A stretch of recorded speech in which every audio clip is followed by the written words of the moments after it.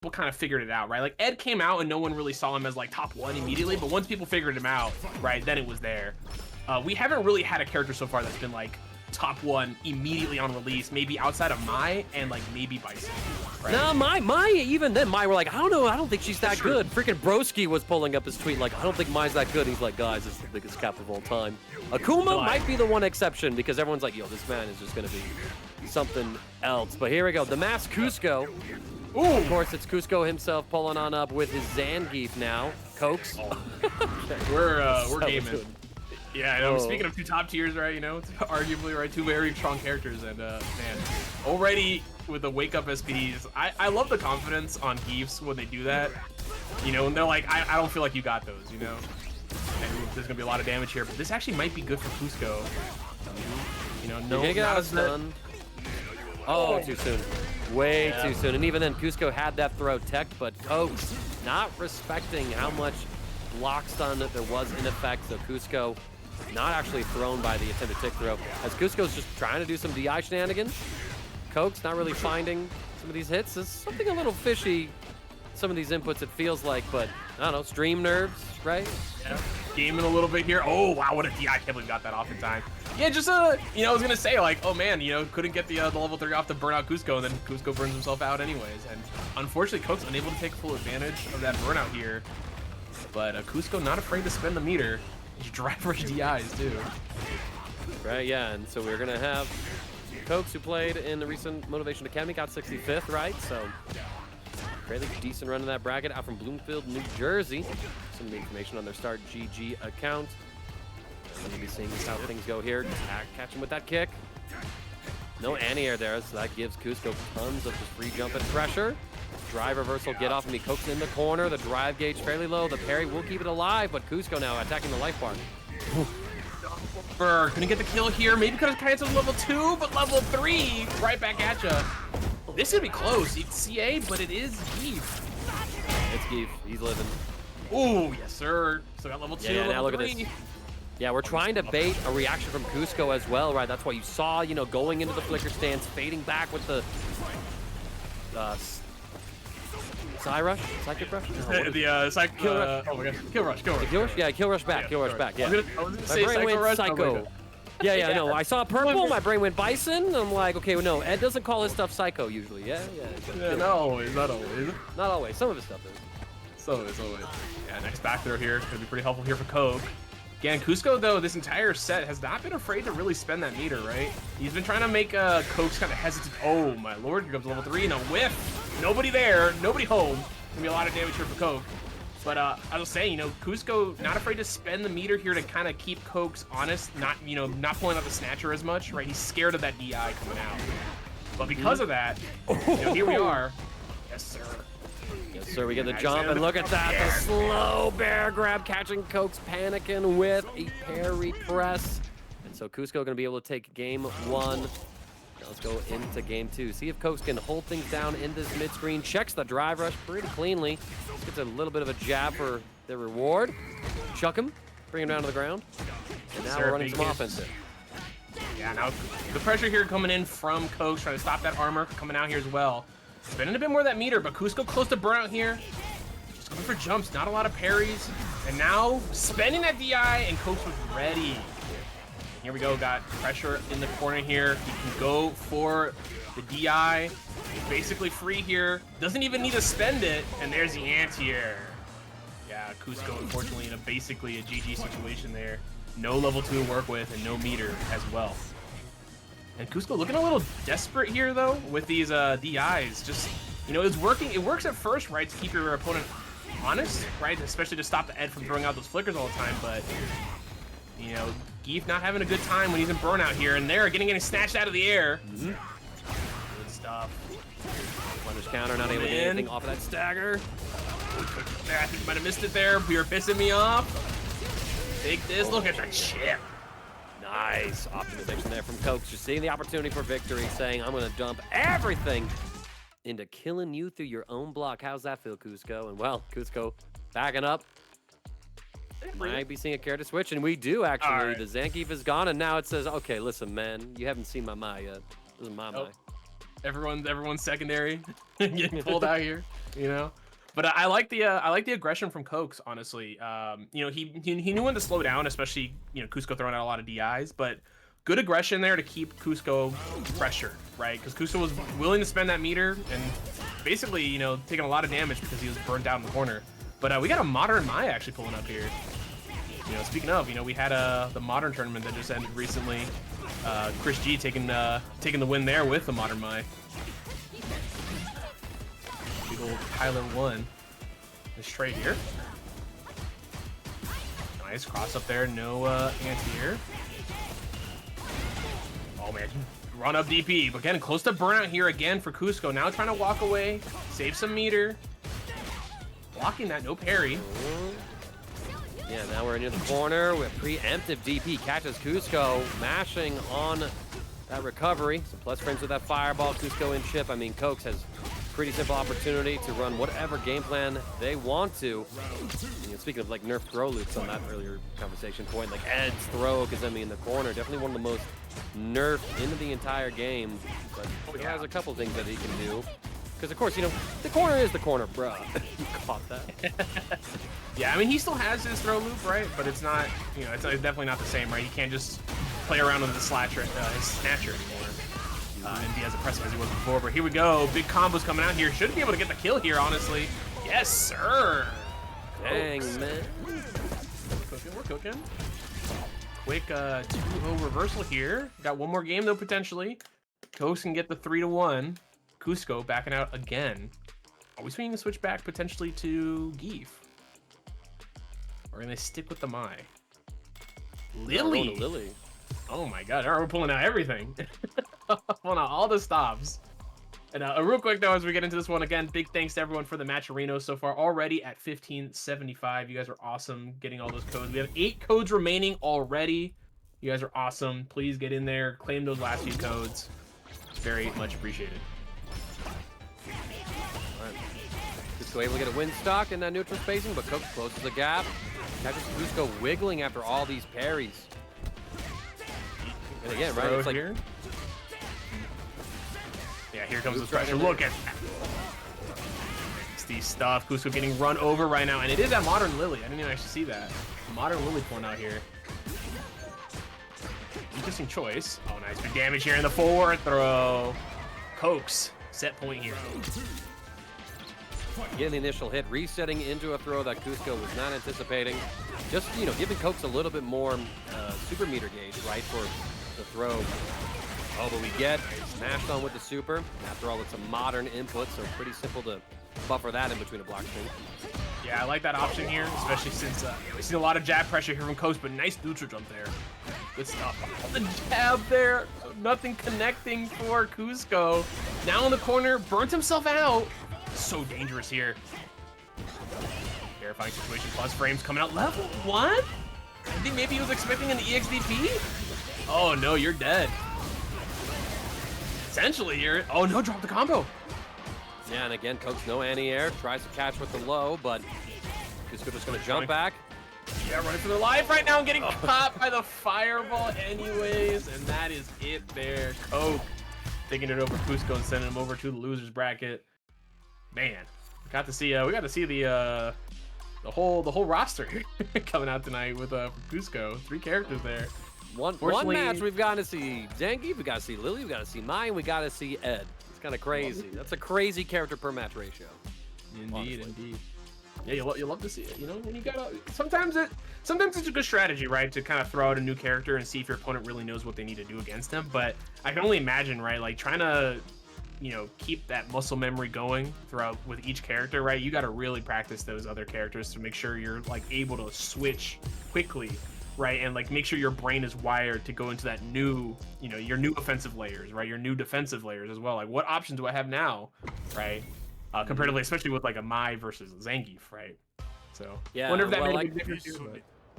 Yeah, right. Well, I kind of wonder about it just because it kind of felt like Cusco was a little too scrappy on defense, right? Like a lot of jumps got caught, a lot of counter hits coming on through as well when they were pressing, when they were definitely not in a position to do so, right? So I wanted to see a little more respect for the offense here. But right now, put some respect on 3 Eyes, getting the opening start here on Dresson. Will they pull up with that Jamie? Canadian representative in this bracket. Three Eyes, you know, having the Wisconsin FGC club repped under their tag.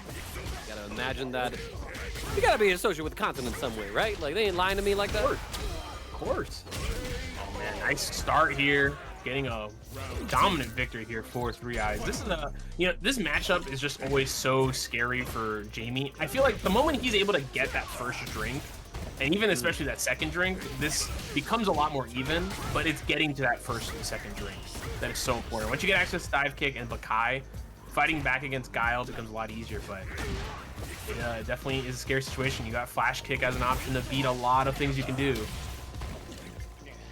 Sometimes that random palm, if it connects, it can mean the world.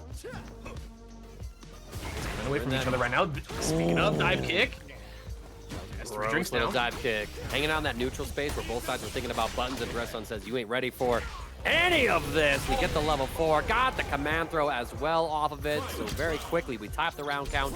Final round, both sides with 3 bars of super, and it's that round start palm for 2 levels of drink off of that knockdown. Dresson, well, you know, eating it up. Like I said, you got it. Like, it's that one, the random EX palm, the calculated, I should say, EX palm makes such a huge difference there. And I love that Dresden that last round, you know, knowing those extra plus frames were coming. Oh my lord, we EX Bakai in this house. He didn't even throw a fireball. He just got caught doing something else. He was walking. Yeah, that was a counter hit there. I think he did something there. Oh, he knew.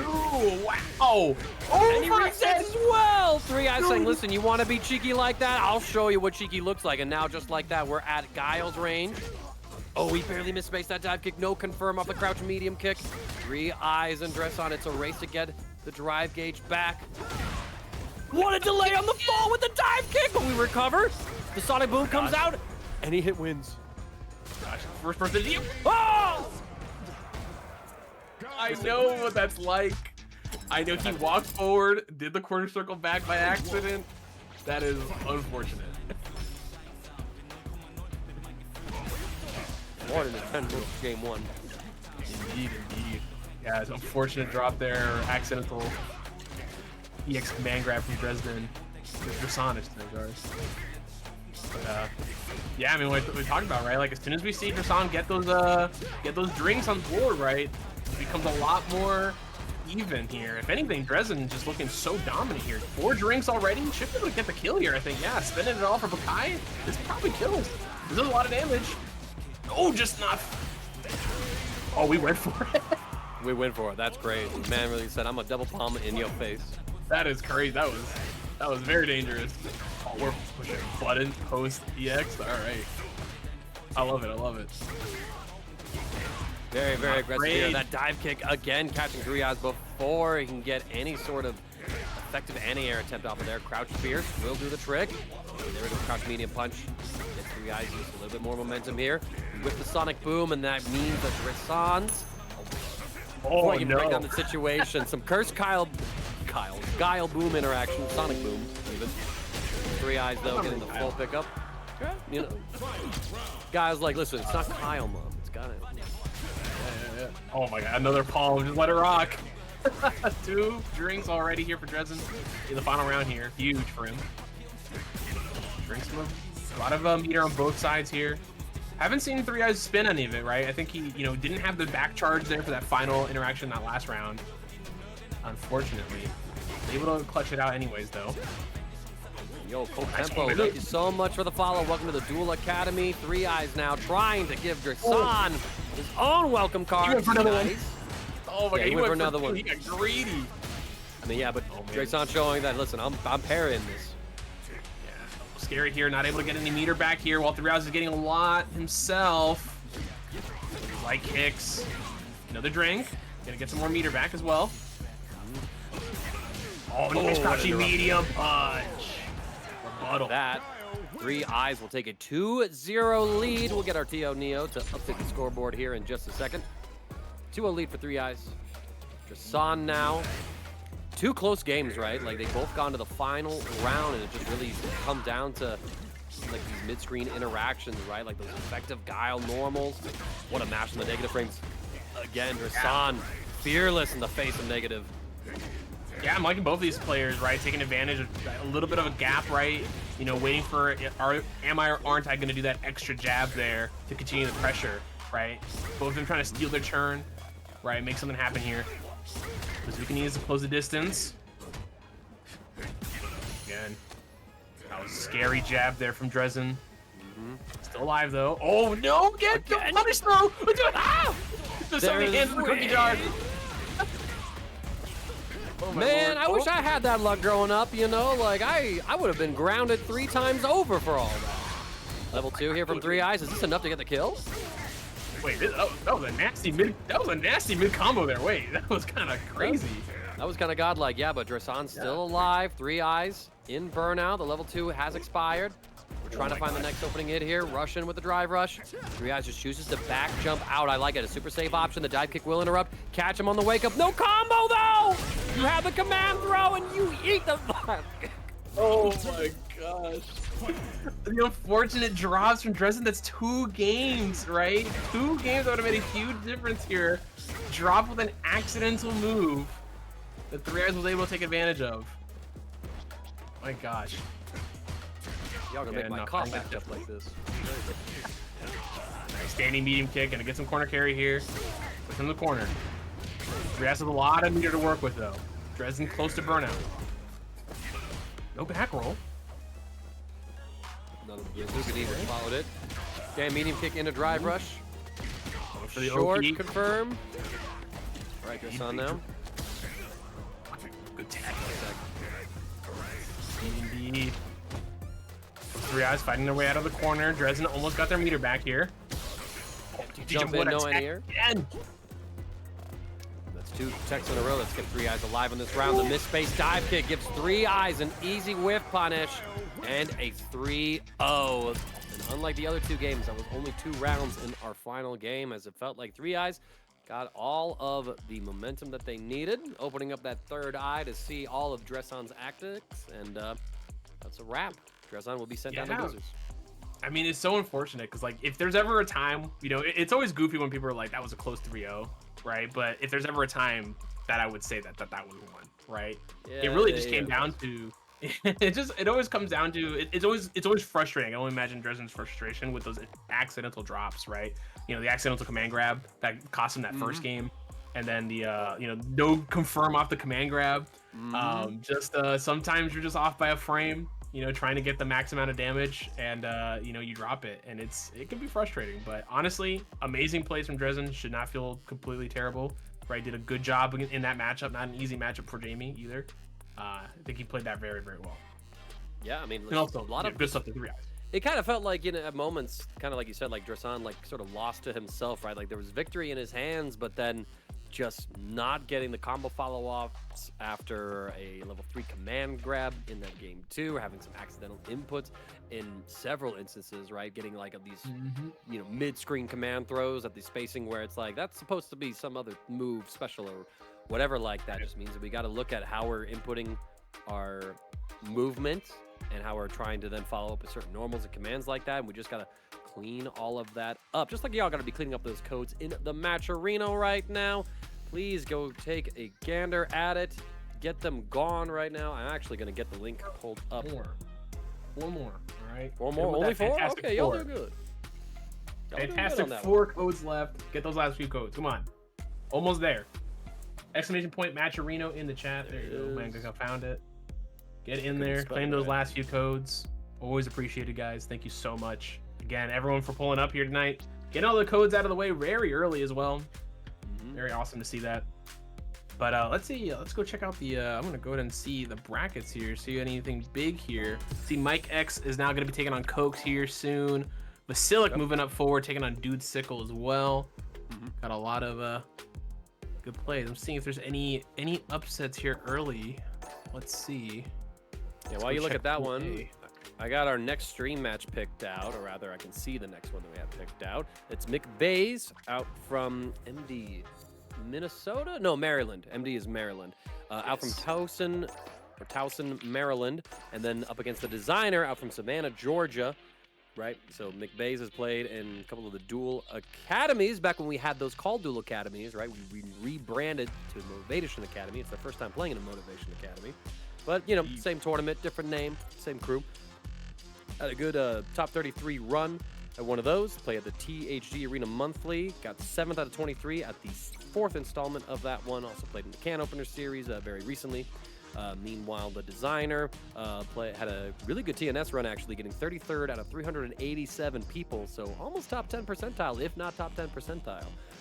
17th out of Can Opener out of 175 players, and also has been playing in the Motivation Academies. Their most recent run ended at 49th place out of 218. I believe that would have been last week's Motivation bracket, if not the week before. So a little bit of insight into the level of players that we have coming up to the stream next for y'all. Appreciate y'all hanging out with us here at twitch.tv/NeoJudai, or if you're watching this on his YouTube channel, where all these VODs are archived for your viewing pleasure and for the benefit of the players who have the chance to study, and maybe comment below how wrong us commentators are about certain things. Like, listen, it wasn't a misinput. It was a bad read, okay? Of course. Like, I thought he was going to dash forward in the command. Every small thing. Actually, you know, it was actually +5, not +4. You know. It's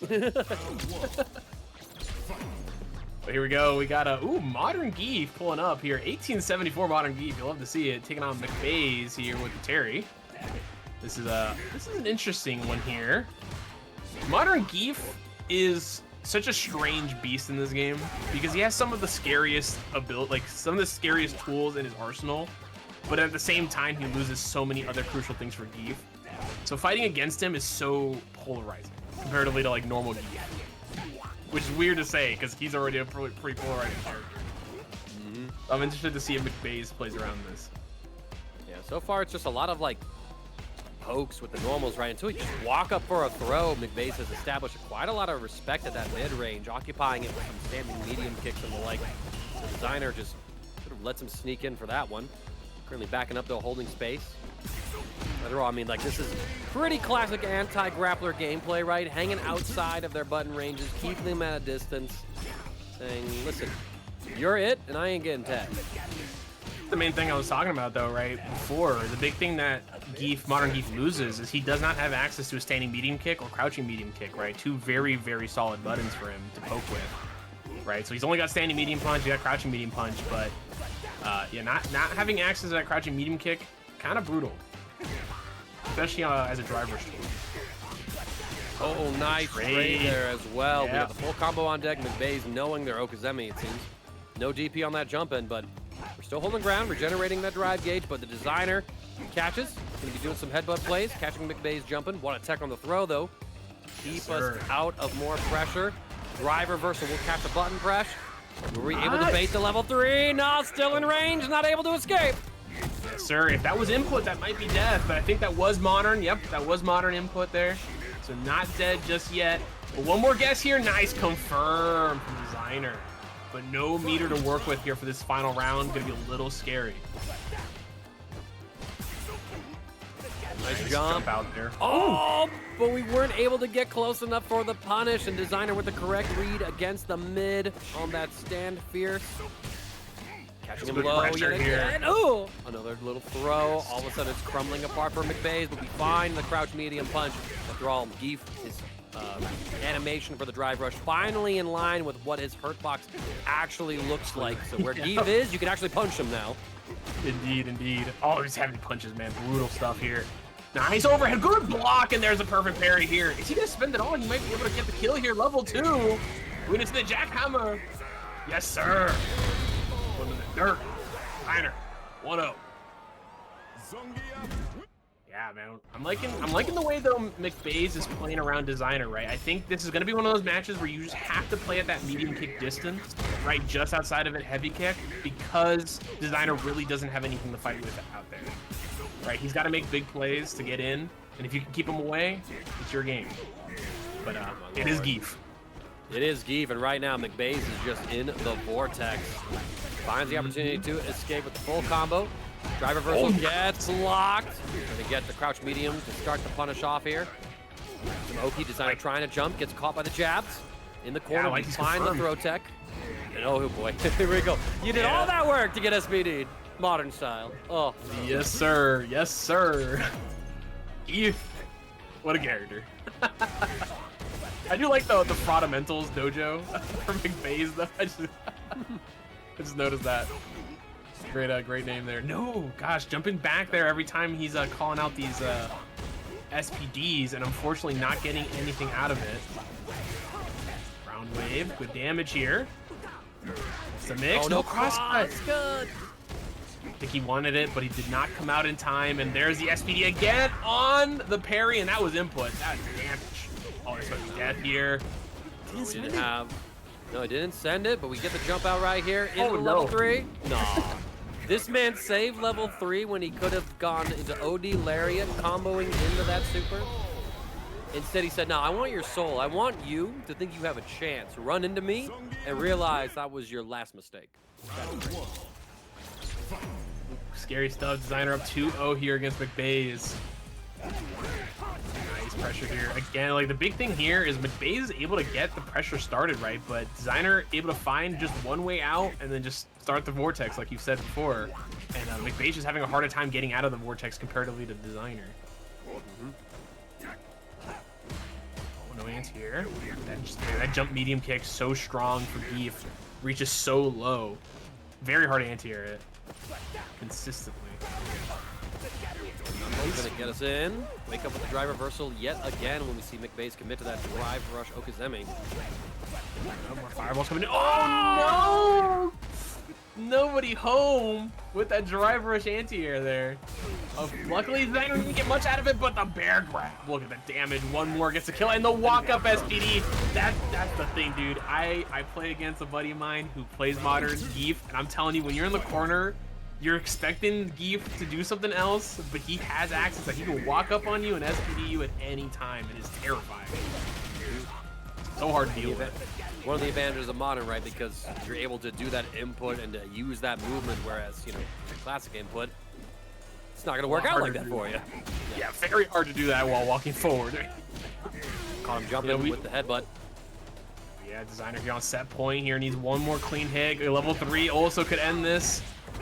McBays needs to make sure they don't get burnt out here. Level 3, good option here. Gonna get some meter back. Designer has nothing to work with, but he has level 3. And McBays is definitely in kill range. Dashing in for that throw. Scary This time we're hanging back. Yeah, this time we're hanging back. We're looking for Designer to overcommit, but Designer's okay playing this slow. You got a 2-game lead in the set. Oh my God, McBays finally finds the opportunity to get just close enough for that overhead to reach and catch Designer crouch blocking. Excellent shot.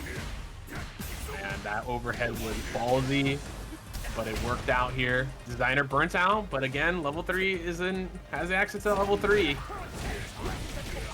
Always scary. The moment you're down to half health, you're in kill range. Oh, crash shoot pressure. I like it. Just waiting for something here. Designer just waiting to get their meter back. Put their hand in the cookie jar. Nice SPD. Put him in the dirt. One more guess. Oh no, you're dead. Designer 3-0 over McBays with a Modern Zangief. Clean stuff. Rumors of my demise have been greatly exaggerated. I remember people saying that Zangief was the size of a planet now because every single part of him, all of his hurt boxes, expanded across his entire kit, meaning that a character who wants to get closer to the opponent is in range to get poked out more often, but it doesn't matter. We are all the same. We are all mortals, and Zangief will remind you of that when he SPDs you into the dirt 6 feet under. Oh my lord. I feel you, man. It's you know, it was great. That was a really great match here between both those players. Again, like showcasing the advantages of the Modern Geef. It's so scary when you fight against a Modern Geef because obviously level 2 in and of itself for Geef against fireballs very strong, right? But against a Modern Geef is terrifying. I mean, if you're playing a character like a Shoto or a Guile or anyone who really relies on those fireballs, right? The moment he hits level 2, it's basically nullified, right? At any point, he's just gonna suck you in. You know, he's gonna do his move and he's gonna have Oki on you, right? And sometimes it might be worth it to make him spend it, but a lot of the times if he gets you, when you're fighting Guile, he SPDs you, you're in that kill range, you know, it's terrifying, right? You lose access to a whole part of your kit that he at any point can just react to incredibly quickly. So, And well, speaking of like losing a part of your kit, it kind of wants me to tie into something I didn't really see from McBaze at all. We saw a lot of attempts from McBaze to like read against the throw and try to jump out, only to be met with like the headbutts to keep him on the ground and, you know, locked into the mix. Never really saw an OD reversal out from McBaze. Never anything to, you know, make Zangief stop their offense and go, okay, are you going to reversal me? Because I got to block this. I can't strike or throw you to call that out, right? We never really got to see that really aggressive defensive choice that would have option selected between the strike and the throw. But now we are on to our next match. It is going to be Play Guy on Ken Master. Where's Shoto confirmed? Question mark. Up against Baki on the Kami Gang. Much to Neo Judai's excitement. Let's get it on. It's Play Guy. Starting things off strong. That drive rush looking like a super dash. After all, this man, damn good Dragon Ball FighterZ player as well, out from Chicago. Also, Goose Guy joined us here in the Duel Academy. A lot of guys pulling up. All the guys. All the guys. All the guys. The guys love Neo Judai. What can I say, man? Goose guys, Play guys, Ivory guy. Of course. Oh no, unfortunate miss confirm here, and that should be death here. Baki gets the full combo here. Yes, sir. And they said Cammy was nerfed. Look at that. I saw that light spin knuckle. And that extra damage there in that combo. Cammy players looking very hot here, but you know, honestly, it's always funny because you know you talk about the Geef nerfs, we talk about the Ken nerfs, right? I'm gonna be real. I feel like the Ken players, you know, I see a couple of them dooming, but I feel like a lot of the Ken players are still pretty happy. It's just Ryu, right? Ryu is just so strong now. I mean, yeah, that's sort of like the thing, right? A nerf on your Shoto, right, feels worse when you see the buffs they gave to the other Shoto guy, right? I mean, it's kind of a little disproportionate there. No confirm off of that. A big confirm here for Baki. Pushing Play Guy into this corner. No anti-air DP. This Play Guy kind of under Baki's throw loops now, you know. Cammy's like, remember when you could do this, Ken? Remember when it was easy for you? Still easy for her, exactly. But Baki doing a good job here. Nice confirm here. That should be death here. Spending level 2, making it simple. Gonna give him the neck breaker. So the back breaker. Good stuff there. Baki, quick 1-0 here over Play Guy. Hopefully, you know, don't let the mental hit you, right? Obviously, you know, drop combos stink, but keep it strong. Play that neutral. And yeah, no anti-airs here coming from Play Guy. It's always scary against a Cammy, especially once you get hit by a dive kick, but you cannot let them get these easy jump-ins consistently. Right, there is the mental stack, but you gotta make something happen. There it is, good anti-air that time. And now I'm sure we're gonna see the back kicks coming out. Right, yeah. Baki is kind of proposing the question of, listen, I'll keep doing this until you can prove to me you can deal with it. And now it's been proven. That's when we make our adjustment. Another throw comes through for Baki. Play Guy wakes up with the ODDP, calling out the hooligan pressure. Samurai GI, thank you so much. Welcome to the Duel Academy. Samaragi. There's like 3-4 different ways that you could possibly pronounce it, but based on how it's spelled, I'm like, okay, Samurai-gi? Or no, actually, yeah, you're right, Samaragi. Samaragi, yeah. I added an extra I. I see it now. Who can read? Not your caster. Listen, you know, we're part of the FGC, man. You know, it's unfortunately that's an automatic debuff for us. And nice hooligan there.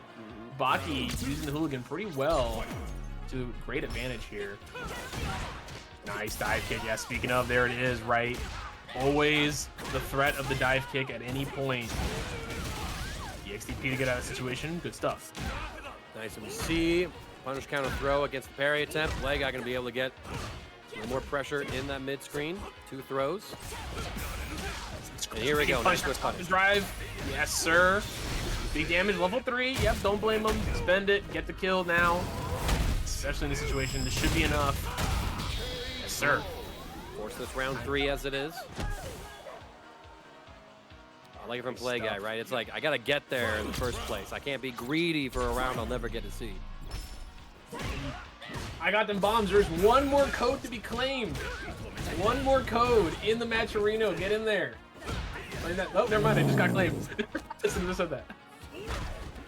It's out. Bro, that little micro shimmy from Play Guy as well. Good lord. And even then, too, right? Like, we're seeing, like, Ken's throw pressure, right? I mean, the implied threat, right? Like, even if Ken's throw loop is like a frame 1 link that you have to manually time, right? The implied existence of it, the implied threat of it, because it's still possible to do, opens you up to all those mind games. We're seeing Baki was blinking against like the throws and was getting shimmied for it.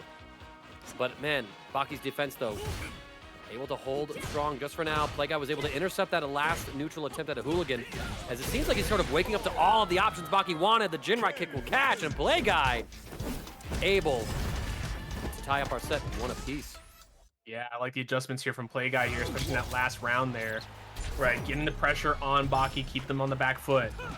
And I think they're kind of seeing they're seeing what they need to do in this matchup. I'm liking these crouching medium punches, a lot of them connecting consistently here as well. Right, Baki having a hard time dealing with them. I mean, look at this, man. I mean, we might have talked about like Jinrai's low follow-up counter hit, right, being changed. Bit of a nerf, bit of a buff, depending on what context you want to look at it for. But the whole RPS of Jinrai itself, untouched. You're still in a guessing game of, does he do the follow-up? Is he trying to parry the low? It's even a little worse now, right? Because you got to... yeah, I mean, like, if you want to go for the XDP, parry low or parry high, right? You got to commit to either one of those, right? With that extra input to it, which shouldn't be too hard to adjust to, right? They're not the same frames. So you can definitely fuzzy it. Or at least fuzzy your block and then pick which timing you want to do. I mean, there is also that new OS though that was discovered for Hitbox. I don't know if you saw. Oh no! Right, tell me more. Yes. Now with Hitbox, you can OS parry on Wake Up still to get the low or the high, depending. So another buff to good old to Leverless. But because of SOCD being neutral, that's the case why. So you can tap down and up at the same time. So it'll give you the down parry, but it'll also give you the neutral parry if it's a neutral. So yeah, it is kind of nasty. So Leverless gang still winning, but that's just how it be. The controller arms race continues as it does. But here we go. Look at this. Speaking of the pressure here, the race to win. Baki closing the gap here, looking very strong in this round. Still got access to all that super meter as well. Looks like they're not even gonna need it for this round. Oh, there's the dive kick. There's the dive kick, able to catch that crouching fierce in its startup. So now it is final round here in game number 2. Play Guy though, almost at level 3. Should be seeing it by the end of this round after investing the level 2 to win round 1. Nice, though, early cash up. I like this from Baki. Look how low the drive gauge is for Play Guy. So we're going to be putting a lot of pressure on that drive gauge, threatening a sequence to get Play Guy into the corner and stunned. If Play Guy is not able to fight his way out, if we get punish countered, I mean, next sequence right here should be ending things. That's why you see Play Guy wiggling, does not want to give up the drive gauge in order to avoid burnout. The wake up level 3 to preserve it. Baki not looking for it, but you're fine with this one, right? It's CA from Ken. Not really the best evoke in the world. The drive gauge situation is reversed, but you've got mid-screen going for you. Here comes Jinrai. What a step back. We're just going to loop the pressure now. Oh, the heavy kick back from Baki. One more hit here from Baki. Should kill. Oh, trying to get the confirm into the jab, just a bit too far away. Now you're in the corner. Still has level 1 to work with, though. Oh, no. He tried to run. Try to jump out, I think. Got caught doing something, and Play Guy with that frame trap, able to secure victory in game number 2. Baki had every opportunity, I think, to sort of win that game, but just didn't find the means of closing it out. I mean, Play Guy's scrappy defense, keeping the drive gauge alive. Baki just had to wait out that level 3. But, you know, when you're in the moment like that, you see that he's sweating like that, you're going for the kill. It's hard to go, hold it, wait.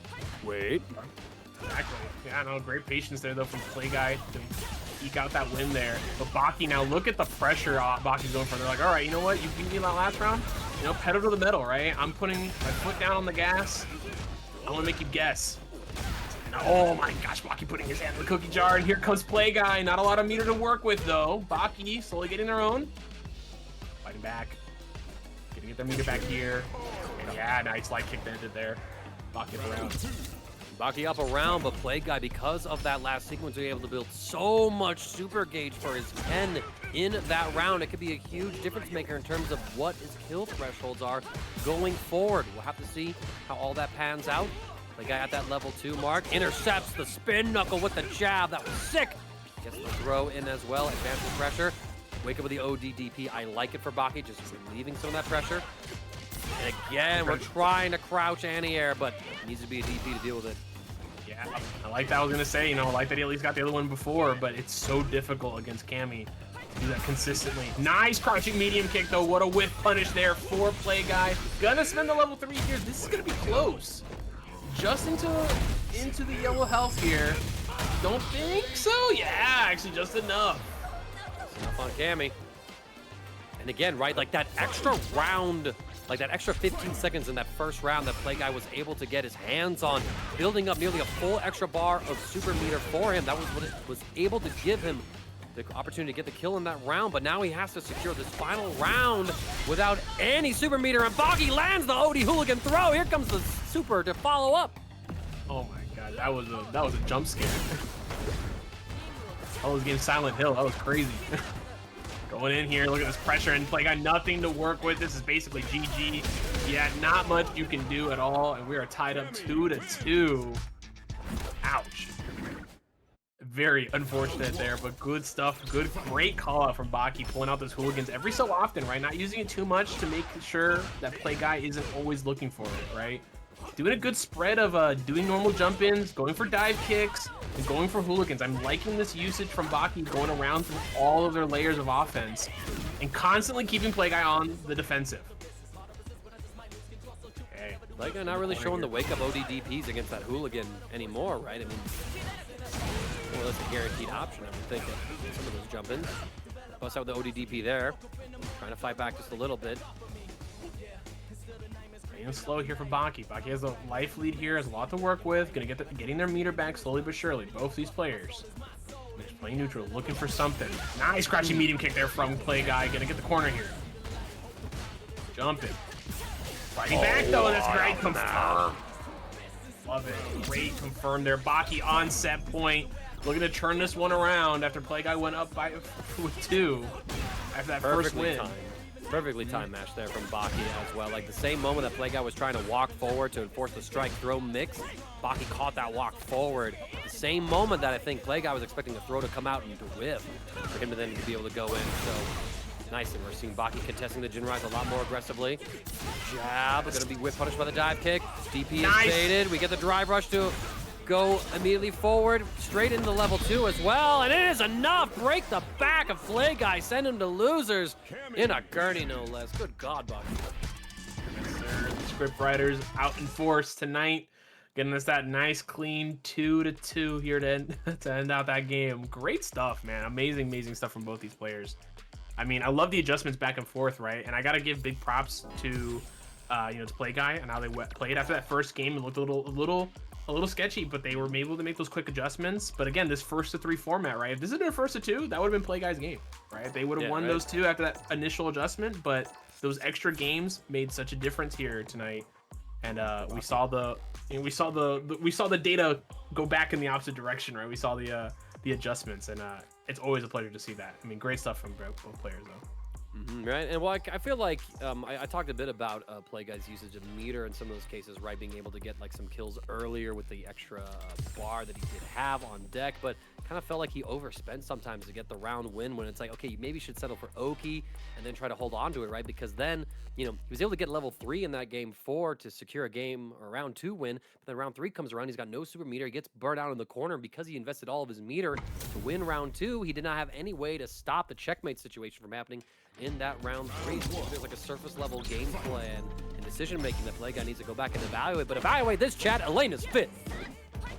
Yes, clean fit there. Oh, can we talk about that they gave Elena DJ slide? I mean, I know she's always had it, but I didn't need to see this move back again. I don't need 2 characters with this slide. I'm so traumatized from season 1 DJs just mashing slide all the time and being safe, and now we got another character that's doing the same thing. But Elena definitely is a breath of fresh air here. Very interesting character. Love her moveset. Right, kind of like marries a bunch of Elena's older features between Third Strike as well as Ultra Street Fighter 4. Yo, Joey Fettuccini, welcome to the Duel Academy. Hold this heal.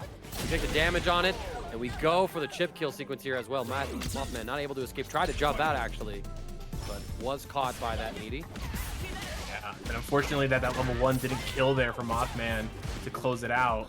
But scary start here. Oh man, Mr. Press crosscut there a little bit. Oh, a lot of whiffing coming out here right now, but Spaghetti on the board.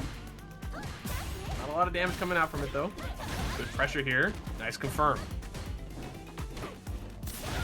Good air to I air like this. and immediate TP. That's crazy. Oh, gosh, that drive rush a little scary there. Nice. Again, look at this great pressure here from one way. Mothman though getting out of that situation. Perfect parry. Right back at you here. Gonna get the pressure started here. Look at the damage. Level 1. Gonna get the burnout here. Mothman in a good spot here. One way, not afraid to keep it going here. Both burns out now. He sweeps. What a jump out of that dive kick, actually. Try to slide in there, but Mothman did not get antsy, did not advance forward. That's what One Way was trying to look for, right? But alas, Mothman's patience was able to get him in the spot to whiff punish that, and now Mothman closing the gap again, trying to find the next opportunity for victory. And look at this pressure going. Backing off here. It's going in. There's a sweep. No punish there. It's a bit too far. Elena with one of the farther sweeps in this game as well. Oh no! Gotta get some kind of confirm there, I believe. Missed it though. Now One Way. Got the pressure going themselves. Mothman close to burnout here. Air to air. Oh, there's a scan. I think that was a missed DP input there. Spike able to keep the offense going, not able to punish, but Mothman does find their hit. Goes into that level 3, and Mothman will take game 1 over One Way. Good stuff here from Mothman. I like the patience. You know, One Way plays aggressively, right? Not afraid to take risks, not afraid to throw out buttons there that could be very punishable, right? To keep their opponent, you know, constantly guessing, constantly worried, and to hesitate, right? Yeah, but Mothman just doing a good job just keeping the patience there entirely. Not going for anything too crazy. Just taking their time. Nice overhead here. Whoa! Nice shimmy. That was nasty. Look at the damage. Big reward right here, and we got a little spectator freeze no. on our end at the moment. Yep. Hopefully Okay, let's see if the match dropped or if it's just Neo being booted out of the spectator seat. Looks like everybody got kicked. Hate to see it. Yeah. Uh-oh. Well, thankfully, thank you, Street Fighter 6, for giving us the ability to just Scooby-Doo voice Ro-Raggy. Ro-Raggy. Ro-Raggy. Like Zoinks, man. What's going Like on? Zoink Scoops, Elena was totally beating the shit out of that Cammy girl. But then the Cap God said, no, you leave that poor woman alone. Clean. Very clean. I had that haircut for a while. I can kind of channel into it just a little bit, right? My high school days. It's, yeah, I feel it. I understand entirely. Yeah, but we're back at it here. I guess we didn't actually get the rerun here. I guess we're just restarting completely from that last game. We didn't get the ability to restart from where we were, unfortunately. Oh yeah, that is a feature that they added. Big shame. And I mean, big shame for One Way as well, right? I mean, like everything was kind of going their way in that first round. It was about to look like they were going to close it out, and all of a sudden Mothman gets a second leash up the round. Able to bust on out, says enough of your rolling shenanigans. Hold this level 1 super. One Way finds the DI. Mothman will block it. Oh, we thought we had a punish there, but no, the spacing actually, I think, is what saved One Way there. Indeed, and that's what I'm talking about, right? We got the DJ slide. You got to be so careful. You always think it's negative. You always think you can punish, but she spaces it out. Very safe. Nice patience there from One Way, and that should be enough to get the kill here. Ooh, soccer ball. Round here.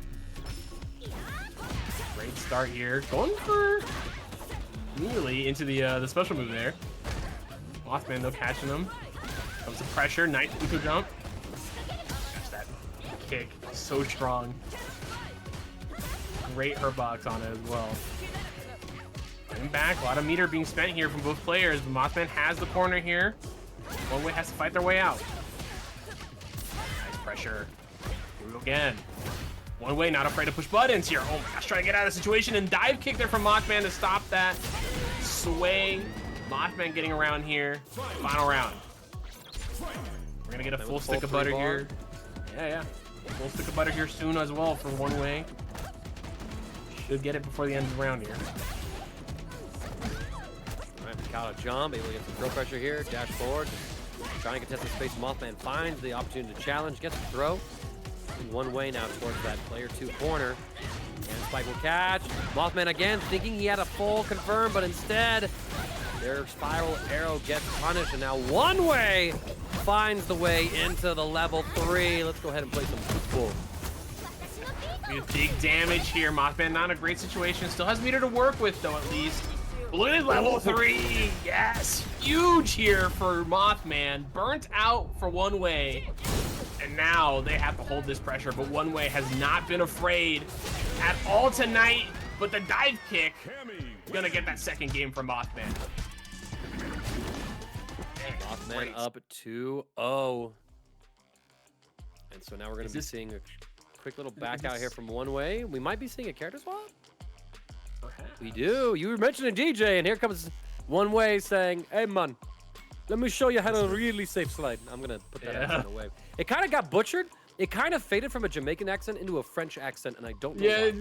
A little. It kind of did that, right? You heard it? You heard it too? I'm not crazy, man. Listen, Like, it's got a little bit of Cajun in there. yeah, true. Actually, okay, yeah, a little bit of Cajun in there. Oh my god, it's just a terrible French accent. It's Cajun. I said what I said. Yeah, there you go. Yes, this is the Mothman, the known Marvel player. It is them, all right. They actually came out to Winter Showdown. Tournament I hosted out in Colorado. Got second place in that bracket at Cusco for Street Fighter 6 this year. It's pretty awesome to have them around. But let's see how they're able to do as One Way has this DJ, and oh my gosh, I'm not sure who was mixing who right there as Mothman for a jump back to the same side, but One Way sort of stayed in that spot away from the normals that Mothman would have used the medium. Definitely a little strange there, but hey, you know, it works out for you, great. You take those, as they say. Nice, I like that single fireball there to bait out that DI. Nothing much there though. Nice level 1. And a big $1 from Nephew Dork. Thank you, Neff. Big Neff. Congratulations on the big dub at Mix Up, wasn't it? I believe recently. If that is the nephew. Could be an alt account, I don't know. Nice pressure here. Good stuff here from One Way. I think One Way looking a lot stronger here tonight with the DJ comparatively to the Elena in this matchup, specifically at least. Good stuff here. Overhead. Couldn't get the confirm there. Crouching medium kick. Also another button that is so scared to deal with. Level 2? From but we Mothman? have the Fairy, and yo, everybody all of a sudden coming in with some donation train action happening here. Tatsuojin dropping in $1 as well, but then Wizard X with a $10 contribution as well. We had Fail Blog coming in as well. Choo choo, they said. So a bunch of people just showing up to drop $1 in. Really appreciate that for the match arena. One Way finds victory here with the DJ switch, and so now the pressure is starting to turn on Mothman. Yeah. Big EXDP there. Nothing to show for it. Look at this, with crushing medium punches just being thrown out in each other's faces right now. And One Way is just looking so comfortable here in this matchup. There's the shimmy. That should be death here if he spends it all into level 1. And a big $100 donation from each K. Thank you so much. A big 130 in the pot already. Huge, huge stuff. Thank you guys so much here. We appreciate you guys pulling up here tonight with all the donations. We hope you enjoyed these matches here, because the script writers are in full force. I think we're gonna be seeing a 2-2 here. See if Mothman can turn that around though. Nice pressure here from Mothman.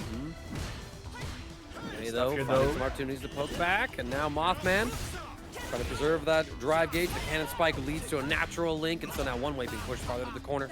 Kick will check Mothman. We get caught, however. This is a big opportunity for One Way to cash out.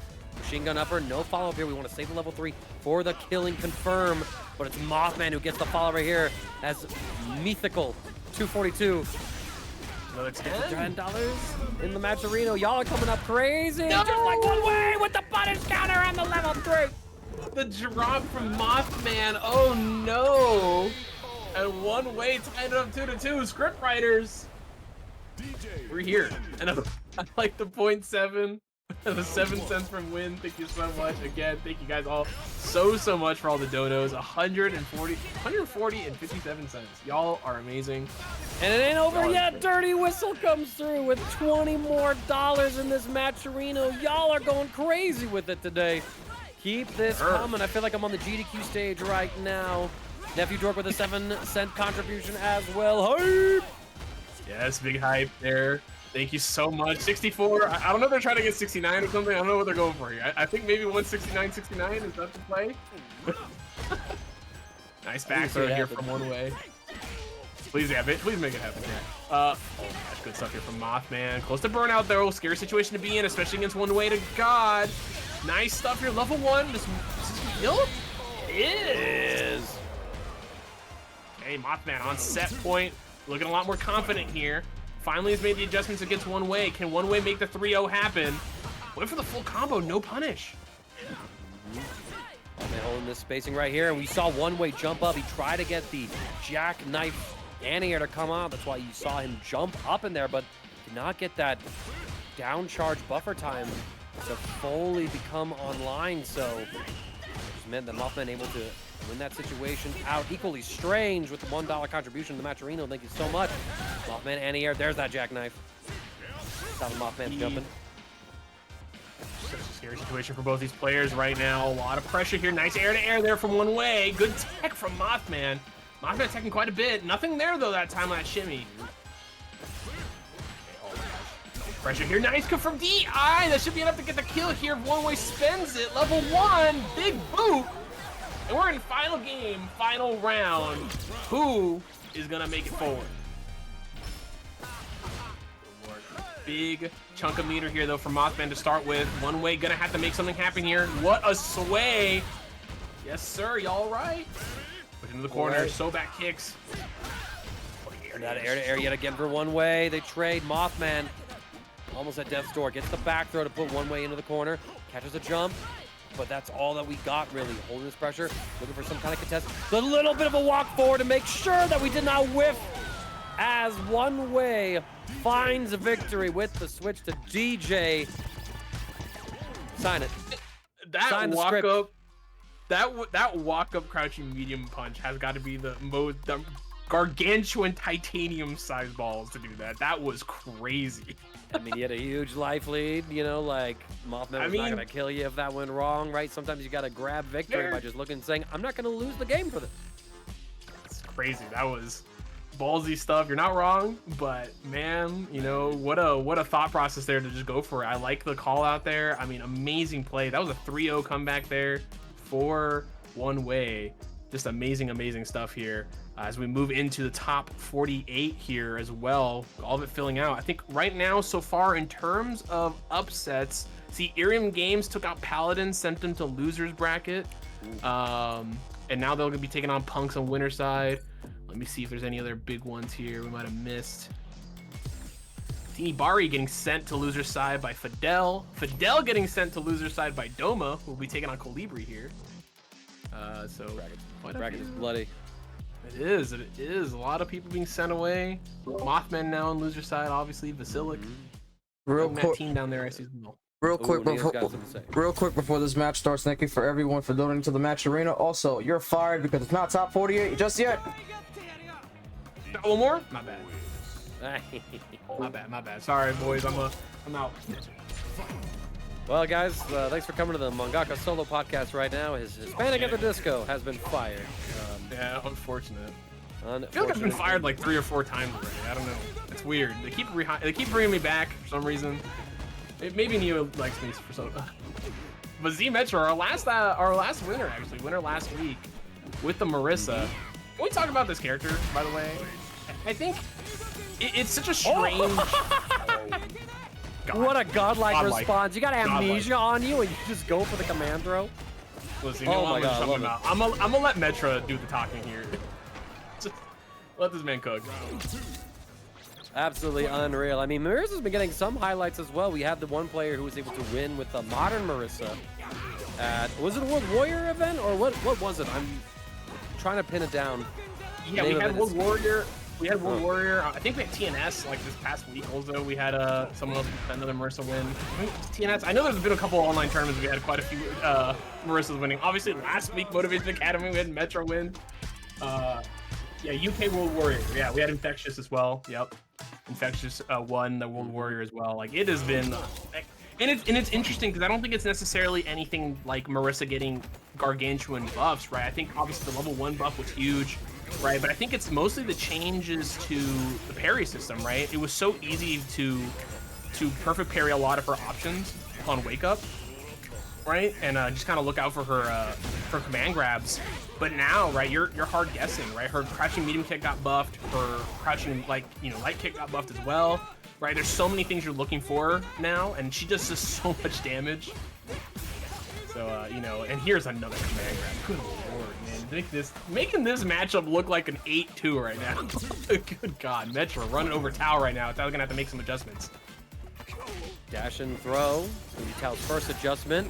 Catching Z Metro's attempt at the drive rush. Now we're keeping Marissa locked down between a rock and a hard place. All right, wait, I'm gonna call out in chat. Wait, I'm not saying Infectious was the one player. There was Infectious, but there were a couple I thought it was me. ones. It was me. No, it was me, right? No, I said, like, who's there's that one player who won? Yeah. Right, like they're calling me out. You're fine. I'm backing you up because there's been a couple of Marissas that have been winning. It's not just Infectious. He's been the biggest one for sure. But we've been seeing a lot of Marissas kind of pulling up out of nowhere and doing really, really well, especially with these new changes. Oh, nice. Well, the Arbor choice jumping in the air as well, anticipating Tao up there. Quick reaction from Z Metra to air.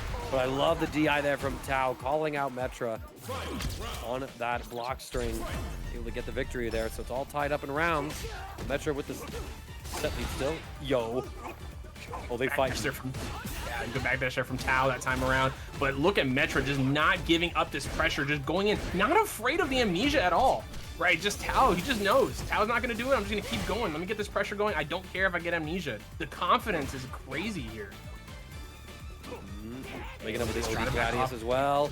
Using that armor at that distance just to contend with whatever poke that Tao was gonna go for. This time we hold it. We have the parry to maintain drive gauge. We try to release, but the ghost will intercept, and so now Metra, while still maintaining drive gauge, that's just enough to get this close with the armor into the level 3. That should be enough, I believe, to get the kill. No, it's gonna be close. Not. Wow, enough scaling there. Thought that was gonna be enough there, but the over is gonna seal the deal anyways. And a quick 2-0 here for Metra. Tao gonna have to make some adjustments because Metra is just drowning him. I mean, he is just completely overwhelming him in pressure. Just not afraid to steal his turn back over and over and over and over again. And big thanks everyone again for the huge amount of all these contributions. You guys are awesome. Thank you guys so much. $173.21. You guys are amazing.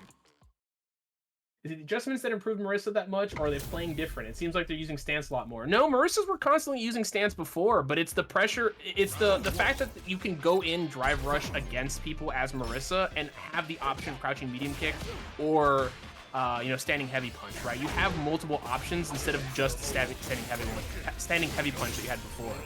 I think that has been making a huge difference here, and it's causing people to be a little bit more scared, right? We haven't seen a single perfect parry come from Shang Tao. I think maybe one, but it's a lot harder now, right? You're having to guess, and if you're wrong, right, Marissa gets plus frames, especially if she charges the heavy button.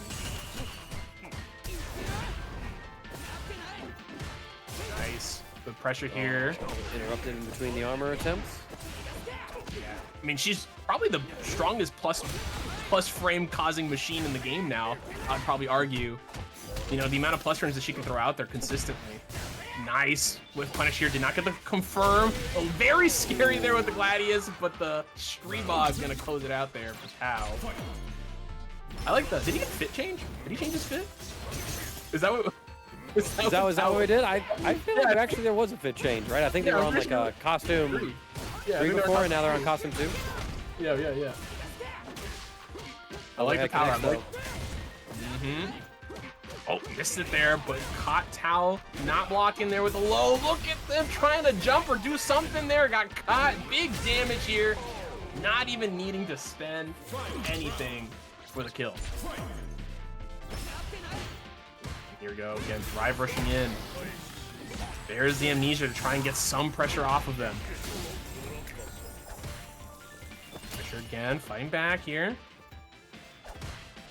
Trying to keep Metra away, but Metra just needs one clean hit here really to turn this all around in their favor.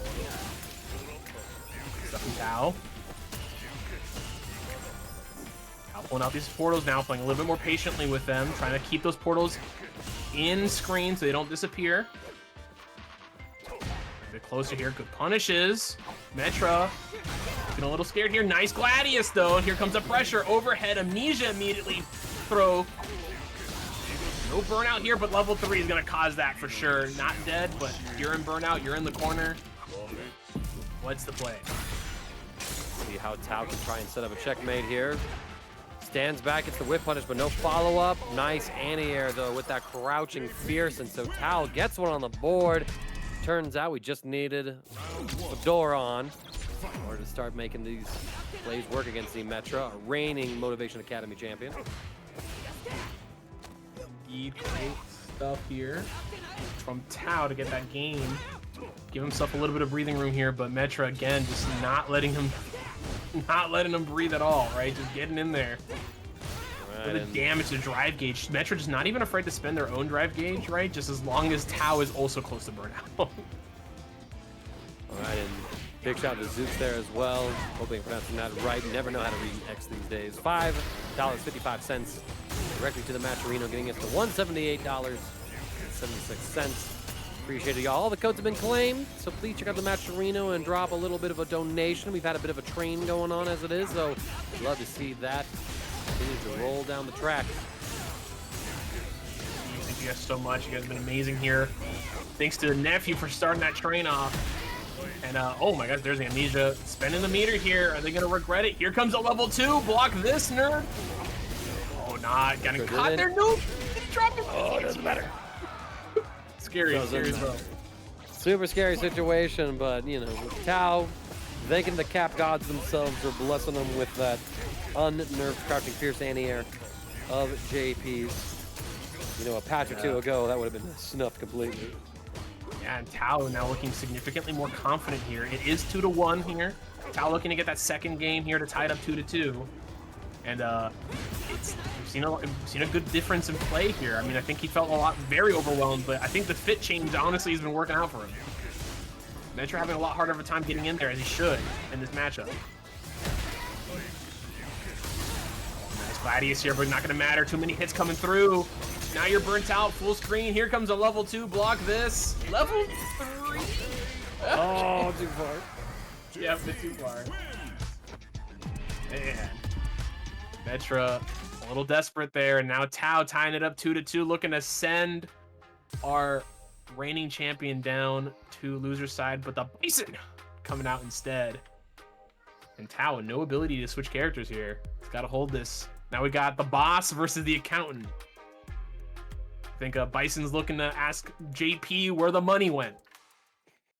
Did he invest? Did he really invest it all into crypto? Did he trick Ken? Does he at least have money left? Find out. Crypto thing was a prank for Ken, right? Nothing more. Nothing more, right? Promise. And Metra unfortunately switching to the dark side here. You hate to see it, but this is a good change here. I mean, Bison does pretty well into JP, right? Psycho Crusher, very, very powerful. Nice back dash there from Tao. Not able to get much out of it though. The standing beating kick, so strong. There's the DI. I like that option of DI. I think looking for the scissor kicks or possibly another standing medium kick there. That's just missing. The spike's missing just slightly here. Nice jump in here. Here we go. Throw Loop City. Got the bomb on you. Just gotta hold this. Look at that, all that blocking pressure just to get the next throw in. Nice jump out though, evading the throw. Punish counter is going to put the Metra into the corner off the back throw. And Tao getting the first opening Into some loops. We get the extension. No, not quite. Doesn't matter. Another throw. Metro still alive. Blocks the overhead. Not able to get the confirm with the counter hit. Ooh! Nice jumping the medium kick there from Tao. And here we go. Tao on set point looking to make this a 3-0 comeback over Metra and sending our reigning champ to the loser side before they even reach top 48. Can it happen here? Can Tao make it happen? Can they make the comeback work? Metra not making it easy for them. And in. Good blocks here from Shang. Like the teleport out as well, just to put Metra into the corner. And now, trying to find a way through with the scissor kicks, but standing pokes. Yes, sir. Go for the throw. No, got hit here. That should be enough to get the kill. Tao with the easy confirm into level 3, sending our champion Metra, bottom 1 Marissa to the loser side. I think was it for the propaganda, mangaka? What are we thinking? Gotta take the L on stream, right? Just like, listen, it was a one-off with Marissa. All the Marissa players missed the memo last week. We must continue to lose, and they all started to win. So they all met under the council of Big Bird, right? Big Bird's like, guys, listen. Yeah, there it is. Immediately buff Marissa, GG's. Man knows the game he's playing. That's crazy. He knows what he's doing. Nah, but that was amazing stuff from Tao. I love the adjustments there at the end. I mean, that was some crazy pressure from Metra. I mean, crumbled apart, but again, the 1-to-3 format makes such a huge difference here, right? Had that extra time to have those adjustments come out. Tao playing a lot slower, right? I think the main difference that happened here was they brought their portals in closer and played around them a lot more effectively, right? Stayed in that standing medium punch range, right? Kept the portals out there to constantly keep that pressure on Metra to stop them from throwing out phalanxes or you know, EX Gladius all willy-nilly, and it really worked out for them in those last 2 games. And then, you know, played well into the Bison as well. But got Colibri taking on Doma. Yep, Colibri. She'll be piloting the Ryu in this set. Meanwhile, Doma has their hands on that Kimberly. Got to see a couple of nice buffs in this patch. Able to, you know, change the timing of when the cans detonate in the OD version so that you can create some, you know, cool combo setups, some cool staggered pressure setups as well between them. And of course, we all got to see how cracked Ryu is. But yo, Doma with the perfect parry says, Colibri girl, you need to sit on this. Hold that. There's the throw. Yep, here comes the Izuna drop. Get that immediately off that throw. Like this pressure. Already spinning the 2 cans though. I don't know if they're gonna regret this. Now Calibri's out of the corner here. Gonna have to find a way to get that back. Nice pressure here. This should be enough to get the kill here. Gonna have to spend the level 1, I believe. No, not spending it. Nah, misinput? Opting, possibly so, but either way it worked out for them. Colibri went for that DP, and Doma had enough patience to block it. It's another scramble situation, so in the offense. Heavy punches. Nice interrupt on the dash. Good pressure. Yeah, like you were talking about before, right? Kimberly, actually, I had the pleasure of getting Kimberly to Master here recently, just to kind of really feel what it's like to be a Kimberly player, you know? Do a lot of the fun degenerate stuff with her. It's interesting. She's a very different character in this game, and I can see the complaints the Kimberly players, but she's so. I think she's one of those sleeper characters in this patch as well, just like Marissa. But one to look out for, right? Because we've been seeing Zycles, we've been seeing quite a few of the Kimberlys doing very, very well in tournaments recently, and I think they're only going to get better and better as they kind of maximize their output. Oh boy, what a confirm here though from Colibri into level 3. You're gonna have to spend it all. And Doma forcing that final round here, but Doma gonna have that meter and gonna have that insight. Colibri fresh out of that super gauge, so just going to have to make use of things like the level 1 Denjin, I think, to try and close this round out. Doma getting initial hit, putting Colibri into the corner. So now Doma has the offense. OD DP is baited as well. So Doma gonna get a nice rip of damage. Keep the pressure on Colibri. No cans to work with though, which can be a little scary.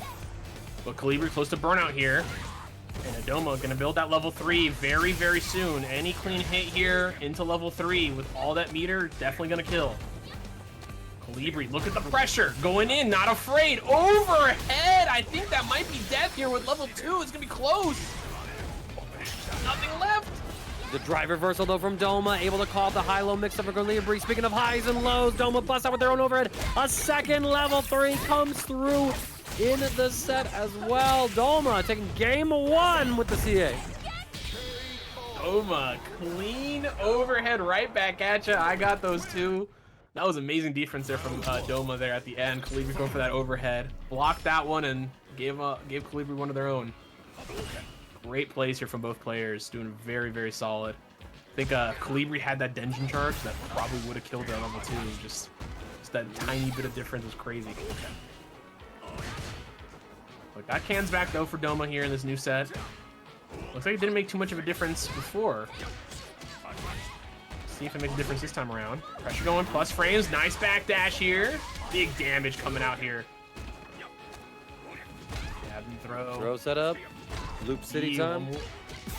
Nice jab there from Doma. Resetting into the back row too, just to put Colibri into the corner. And now Doma, at this point, right, if you win the round, you'd be ecstatic, but you're happy just getting a little extra resources to your name, crossing that level 2 gap. So then you could get a level 3 install on as soon as this round. Colibri though, she starts off with the crouch medium kick. Doma answers back with that slide. Colibri's successful wake up DP this time. We finally reset back in neutral. Looked like Doma actually was the one who got the regenerating properties on that throw. Colibri getting it this time, I think. 3 here. Colibri looking very dominant this game. Just needs one more here to close it out. Let's see if they can make it happen. Western's nice. Perfect parries coming here from Doma immediately here against Colibri's Hachos. And there's the level 3. Going in here. Gonna get the install as well. Colibri low on meter, but not out just yet. 1 EXCP does kill here. And speaking as of, I say it, clean. All right. Now we're at a big 180. I dropped the 124 to get us that clean 180 here tonight for the Matcherino. But again, I want to thank everyone else though for the amazing donations here tonight, especially that big $100 donation as well that we had earlier. Thank you guys so much. You guys are doing a great job here tonight, getting these players, getting them some nice little lunch money here, getting them some dinner, getting them some winnings. Colibri gonna get a side swap with that Tatsu. Trade combo. Not fully there. Doma gets the drive rush in the throw. Mistimes their follow-up after that drive rush. So now Colibri has a fighting chance. Trying to steal this round away. Gets the punish counter throw. And Doma gets caught jumping, I think, against that OD Hadoken. They do. Try to go for immediate donkey kick there and get called out with the EX teleport. Right back at you. Back to neutral here. Oh, what a sweep there from Doma. Overhead. Now you're in the corner here. Gotta hold this. Level 3. Alright. Gonna get the install here. And it's interesting because Kimberly's one of the few characters in this game where it's pretty good to pop that level 3 early, right? Especially if you're gonna build it back because the install is so huge, right? Extra damage. Now you're the fastest character in the game, right? For sure. It's a lot to work with now. And still has 2 spray cans here going into this final round. I believe we got a lot to look out for. Trying to find the next opportunity here. Doma taking this not slow enough as we run into the solar plexus, but the elbow drop catching that standing fierce.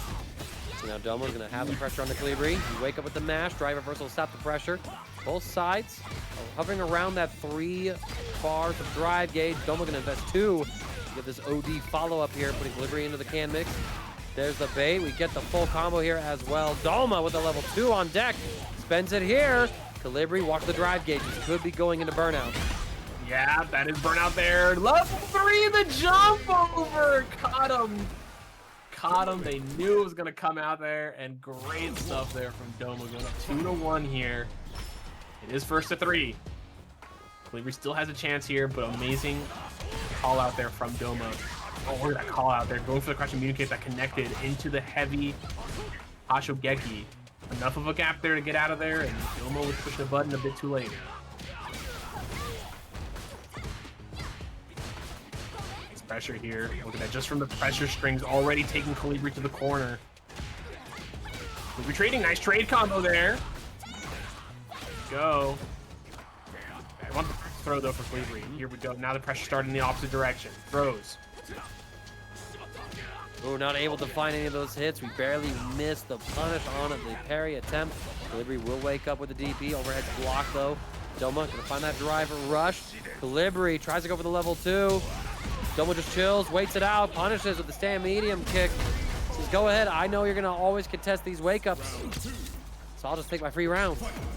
And Doma now here on set point. Yeah, like you were saying, I mean, Calibri just pulling the trigger almost every single time here on a lot of these wake ups. Right, and causing them to take quite a bit of damage here, give Doma the chance to make the comebacks when it could be effectively in their favor here, but here they come. Throws into the corner. Calibri got to lock in right now, just like Zach Cherry, who locked in and joined the Dual Academy. Cherry. Doma catches with a throw follow as well. Nah, that's some conditioning happening right there. Catch the jump, the launch the paint can. Level 3 is on deck. Doma gonna get a huge extension here. There should be enough to get the kill. Hispanic at the disco. And I think we can call time of death for Calibri's winner's side here. Oh, time of death, 69 every time. Man. Yes, sir. Doma, great stuff there. Calibri, just good plays from both sides, but I think Calibri just a little bit, you know, the finger was on the trigger just a bit too much there on the wake-ups, and Doma just ready to call him out consistently on a lot of those wake-ups. I think a lot of the challenges we saw from Calibri when they were going for jabs and whatnot worked out pretty well, especially when they're going for parries as well, but I think a few of those EXDPs connected, and I think that kind of got them a little bit more loose with going for even more. And I think Doma took full advantage of that, especially near the end of that set. But Calibri doing a really good job keeping the pressure on Doma, especially once they had spent their cans right on the mix-up.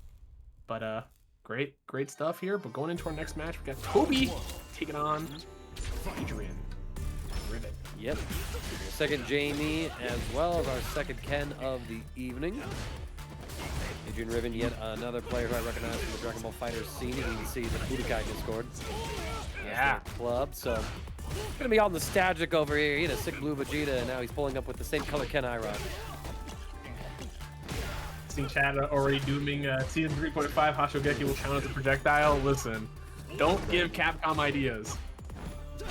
Why would you ever speak something into existence? I'm gonna speak Yongjian 1 2 3 4 5. Thank you so much for the follow. No. That's Neo's Discord. That's Neo's computer tweaking when everything gets lined up like that. You watch Hispanic at the disco next time, it's gonna do the same thing. Nope. The whole camera tweak. Yeah, blame the TO. It's all his fault. Yeah. You know, as a TO, I know where the blame lies with the TO. Correct. Exactly. Same. Your TO. He's got the chips all over the chips all over the keyboard. That's what's causing problems. I'm saying, right? You know. But speaking of problems right now, Adrian in the problem right here with 2 drinks on the board for Toby. Look at this pressure. Oh, extra point right banging for another one. Nice throw, no tech there. Was not a punish counter. 4 drinks. Oh gosh, the headbutt. Always terrifying. Jump over. Here we go. Pressure coming in. Crouching medium punch into itself. Great frame trap there. No, the drop. Reversal's still going to be safe no matter what because they're in burnout. And now you got to hold this. Jump. No. Not able to get the punish with the standing fears. Toby running this burnout pressure. Has the CA on deck. Lets it rip. Adrian Riven had a great jump, but he had to go for a neutral jump, I'm pretty sure, right? Against that command throw. Like, I know you're trying to option select against all the options, but sometimes you just got to be like, nah, you're going to throw me. I'm going straight up and right back down on your head. A little difficult of the situation to be in, especially right with the level 4 Rekka, right? And you're in burnout, so like, you know, you have less time to react. It's safe as well. It's only -2 if he does the first part of it. But you gotta always be scared, is he gonna go for the full thing, right? Or not? And he was close to chip out as well, so. Okay, good hits here. Getting the side switch. 2 drinks though already on the side of Toby. Ooh, what a call out. Not a lot of damage though. Yeah, just a punish counter with the sweep. I mean, that could have been a whole combo for Adrian Riven. Like Toby could have been in the corner eating the, you know, round-winning mix-up right now, but instead, Adrian Riven has to prove he's got those anti-air reactions. The dive kick's gonna swap sides, and that corners Toby yet again. So Adrian Riven advantageously positioned here. Patient, That's counter though. Level 2, that's extension. Yeah, that's gonna get the full thing there. Yeah, great stuff. I had to spend the 2 drinks there, but definitely worth it to get the round. Here comes Riven. Nice shimmy there. Pulling back just a little bit there on the pressure. Caught Toby putting his hand in the cookie jar. Confirms here. No crosscut, but got the dab instead. Yeah, the spacing on that, you gotta be so careful on those EX, on EX Rekka. The first hit there puts you in a great spacing for that heavy kick. Not gonna matter here. Throw coming out. Nice jump back.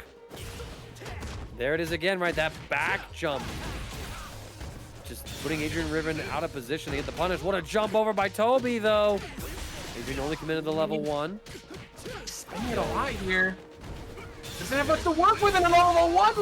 Ah, you had to go through. Adrian Riven wanted to get the chip kill, wanted to blow up the safe jump, but Toby saw the super, knew what was coming, and said, let me iframe you. Unbelievable. That's a gap.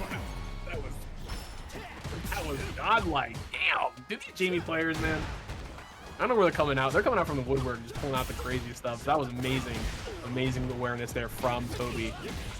And Riven, I can imagine that is a lot of mental damage you got to take there for that first game here. Or second game here. But Riven doing a good job. Just got to close these games out. And here comes the pressure. Nice heavy punch there. Kicks in. The spacing here from the Toby spacing here as well with these with the Rekkas and the heavy kicks has been very immaculate. You know, Riven having a hard time dealing with it. But got the gap there, found it. Didn't get the pressure going. Reversal. No punish. He isn't burnt out. Not gonna matter. Close out with the Jinrai follow-ups. So now Adrian Riven trying to keep him alive in the winner's side. Does not want to fall to that loser's side. After all, there's plenty of strong players down in that lower bracket. Hits here. 2 sets after this to get in the top 8. Well, 2 sets with this one, excuse me. Yes. Yeah, this one, then there'll be winners quarterfinals and then top 8 for a winner's title. Right now, Toby looking to get the 3-0 victory over Riven, but Riven does have that round win right now. Working to close it out, get himself on the board here. Safe though. Big buffs that we did get a little while ago. Not gonna matter here. Good punish there from Adrian to get a round game on the board, I should say. 2-1. Are the script writers gonna make something happen here? Let's find out.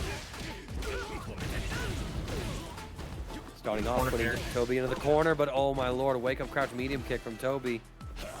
Flips the script on its head. On jumping, nothing else than that. It does. Oh, what a trade there. Great situation to be in. Jumping in. Backing off here. Nice fireballs coming in here. Awareness to go for the throw there. EXTP right back at you, man. These boys are swinging on each other right now. Giving either one a chance. Nice dash up here. Another drink. Access to Bakai now. Level 2 here, but Toby gets the air-to-air. Now Adrian Riven has to hold the corner pressure. Level 3 is available, but the crouch medium kick always online for Ken. Is one more kill. Oh, a walk back there, very scary. EXDP gonna get the side switch here. Should be enough to get the kill anyways, though. Yes, I like the awareness there from Toby. Go get the dash through, get the corner so they can get that follow up after the palm. Great stuff there. No need to spend the level 2. Back on the throw. These dash ups. Oh my gosh. Is this Street Fighter 5? There we go. Adrian Riven going to cash out early. Wants to regenerate the drive gauge with level 3. Puts the pressure onto Toby. Envy Dog. Thank you so much for the follow. Welcome to the Motivation Academy stream. Neo Judai's Twitch. Right now, Toby up around here. Look at that. Elbows coming out there to try and catch Riven, pushing the button a little early. Nothing there, though. Good confirms here from the Jinrais. Another XTP, close to burnout here. Only 1 drink as well. There's the burnout. I like that usage there from Riven. Bring himself out as well. DP. Such a quick reaction on the walk forward, seeing Toby in the sky, quickly sniping him out. Adrian Riven not out of this one yet, but Toby starting up strong here. Oh no, EXDP immediately, and Toby gonna get a lot of damage here. Getting another drink, 2 drinks on the board. Full meter to work with as well. A big clean hit here could mean death for Riven. Throw loops though. Pressure here. Both these players close to burnout though, but looks like Toby gonna hit, both of them gonna be hitting burnout here at the same time. A little bit in the favor of Toby though. Dive kick keeping him honest. Overhead connect. Yes, sir. I don't think this is gonna be. Yeah, they're not gonna kill here. If this was CA, that would have been. Yeah. But he's gonna get his meter back. He waited though. He let it rock, and the big $20 that someone else let rock gonna give us a little bit more of an oof here. And there's the motivation. As the script writers take us to 2-2, can Riven make the 3-0 happen like we saw with Tao earlier? Good lord, give him your energy. But Toby, man, playing so well right now. Riven gets caught by the dive kick. So now Toby has full control over this corner, putting Adrian Riven back into it. Dive kick comes through. Adrian finds the opportunity to escape. Back throw though, Toby's saying, I'm not done mixing ya here. Adrian Riven says, I'm taking my way out. Full side there with a heavy punch. Oh my god, look at the pressure here with the dive kicks. Just trying to catch Riven doing anything here, but Riven holding his ground. Trying to do what he can here. Trade. Coke's pulling up here from New Jersey to the Dual Academy. Welcome, welcome. Adrian burning himself out here. Is this worth it? Yep, level 2 though. Gotta burn out Toby instead as well. Definitely worth it now. Kai is an option there. What a press. And we try to jump, I think. Adrian Riven got caught though. He'll be able to close out that round. It's set point for him. Adrian Riven, no super gauge built on his side. He's just shy of that level 1. I mean that he has a defensive option in case that the drive gauge does not go his way, but he might be missing out on some of his high damage confirms here. Toby running the show right now. Generating plenty of drive gauge. Nice defense from Adrian Riven though. One more meter back. Fighting back there. Got back to the corner though. Plus French crouching medium punch. I like it. Great call out there against Toby. Dive kick still coming back from Toby though. And a lot of meter to work with here. Look, he's trying to go for the burnout there. There it is. Toby. Trying to disengage. Yeah, got him in the corner here. 4 drinks, level 1. Parry, that should be enough to get the kill. Yes. And there we have it. Exotic Toby able to send Adrian Riven down to the loser side of the bracket. I'm adjusting my camera a bit, y'all. I gotta stand up for a little bit. I gotta get some blood flowing. I just had my Chinese food. I am dead tired, so I need to make sure I stay awake. Adrian Riven gonna be sent down to the loser's side. He's gonna have to learn how to bottom lane now, because I don't know how many of y'all know/remember, but that man had a sick Riven in top lane, League of Legends days, and he came on over to fighting games. I remember that. Similar path of me. Similar path of me. Granted, he was better at any game. He's better at all the games, but. Did I just see that Hikari made top 48 in this bracket? Indeed, they did. Unfortunately, I believe they were eliminated, though, by Big Mo. They did make it to top 48 loser side. Right now, and also Big Mo eliminating Fidel. Dominican Mind Games also sent home. Let's see, any other big call-outs here? Chris CCH 3-0ing One Way to God. Enzo getting a 3-0 over Tao, who sent Metro home, or sent him to loser side. And then, let's see, Mike X moving in as well. Obviously, Doma got the victory over Colibri and Punk over Irium Games. So a lot of good games coming up here. Paladin, still alive. Paladin eliminating Tinibari as well. Yeah, no, I mean, this top 48, it's just becoming more and more violent as all kinds of strong players are pushing each other out. Speaking of strong players, here's Thunder Delangus pulling up with that Akuma up against Oni's own Naji on that Mai. Is that color 10 Mai? What color was this one? I'm trying to call. This is the special one from Capcom. Capcom Cup? Oh, okay. No, yeah. Wonder I'm like familiar, but not. Pretty fire. Love the guy. Yeah, it's a nice one. I like it a lot. Her new outfit also has some great colors. So, everyone's using the purple color, but I mean, it looks really good. So. Yeah, they definitely cooked with a lot of the colors here in SF6. Nice pressure here from Thunder. Keeping Naji on the back foot. Only Akuma we've seen here tonight as well, surprisingly. Nice. A couple of nerfs here and there to Akuma, though, like the scaling on the air fireballs, right? His DP doesn't break the eye anymore. Indeed, yep. Obviously lost the safe jump for free off of a light Tatsu into a sweep. True, right? Well, then they found like something even better, like a little delay combo. They crazy, did, man. Yeah, now we can just do a light Tatsu into medium Tatsu. Good old Akuma. Nice backdash there from Naji, but not gonna matter here. Look at Thunder, man. Thunder is just keeping the pressure going. Parry, yep. They call it here. That should be death. Spin the level 3, yep. No scaling. Thunder up 1-0. I like the usage of the EX Fireballs here in the pressure for Thunder, because we're seeing Naji use EX Fireball whenever Thunder tries to back up just a little bit to just get their pressure going, right? You know, Mai with the fan, obviously, but Thunder doing a good job throwing in EX Fireballs, throwing in normal Fireballs as well in that pressure, right, to take out those fans, right? It's caught him there again. There was Naji trying to throw out another fan. Big fist. Stopping that from happening. Closes the gap in there, able to get a jab in there. I thought a throw was coming in. Speaking of, land this one. Naji contesting the shimmy with a jab press. Gonna go for that level 1. Get some stocks and trying to make something happen here. After all, Thunder's drive gauge is fairly low, but the fireball's able to come through and catch Naji. Trying to charge a fan, I think. Tap parry there. I think that just was finally a recovery. He just did not block. Yeah, might have been. Something got caught there, but nice hit, nice shimmy there. Catching Thunder, reaching. Jump in, good DP on the dive kick. Down the corner, you gotta hold this pressure from Mai. Yeah, but there's another one. Oof. I can't blame him. When you get thrown, even if you take that throw, you're still in such a scary situation. Even worse than overhead comes through. Thunder forced to hold that situation, but what a press with that crouch medium. Full combo here, side swap. Naji with a good defense. Another throw. Comes overhead, long range. Even flip.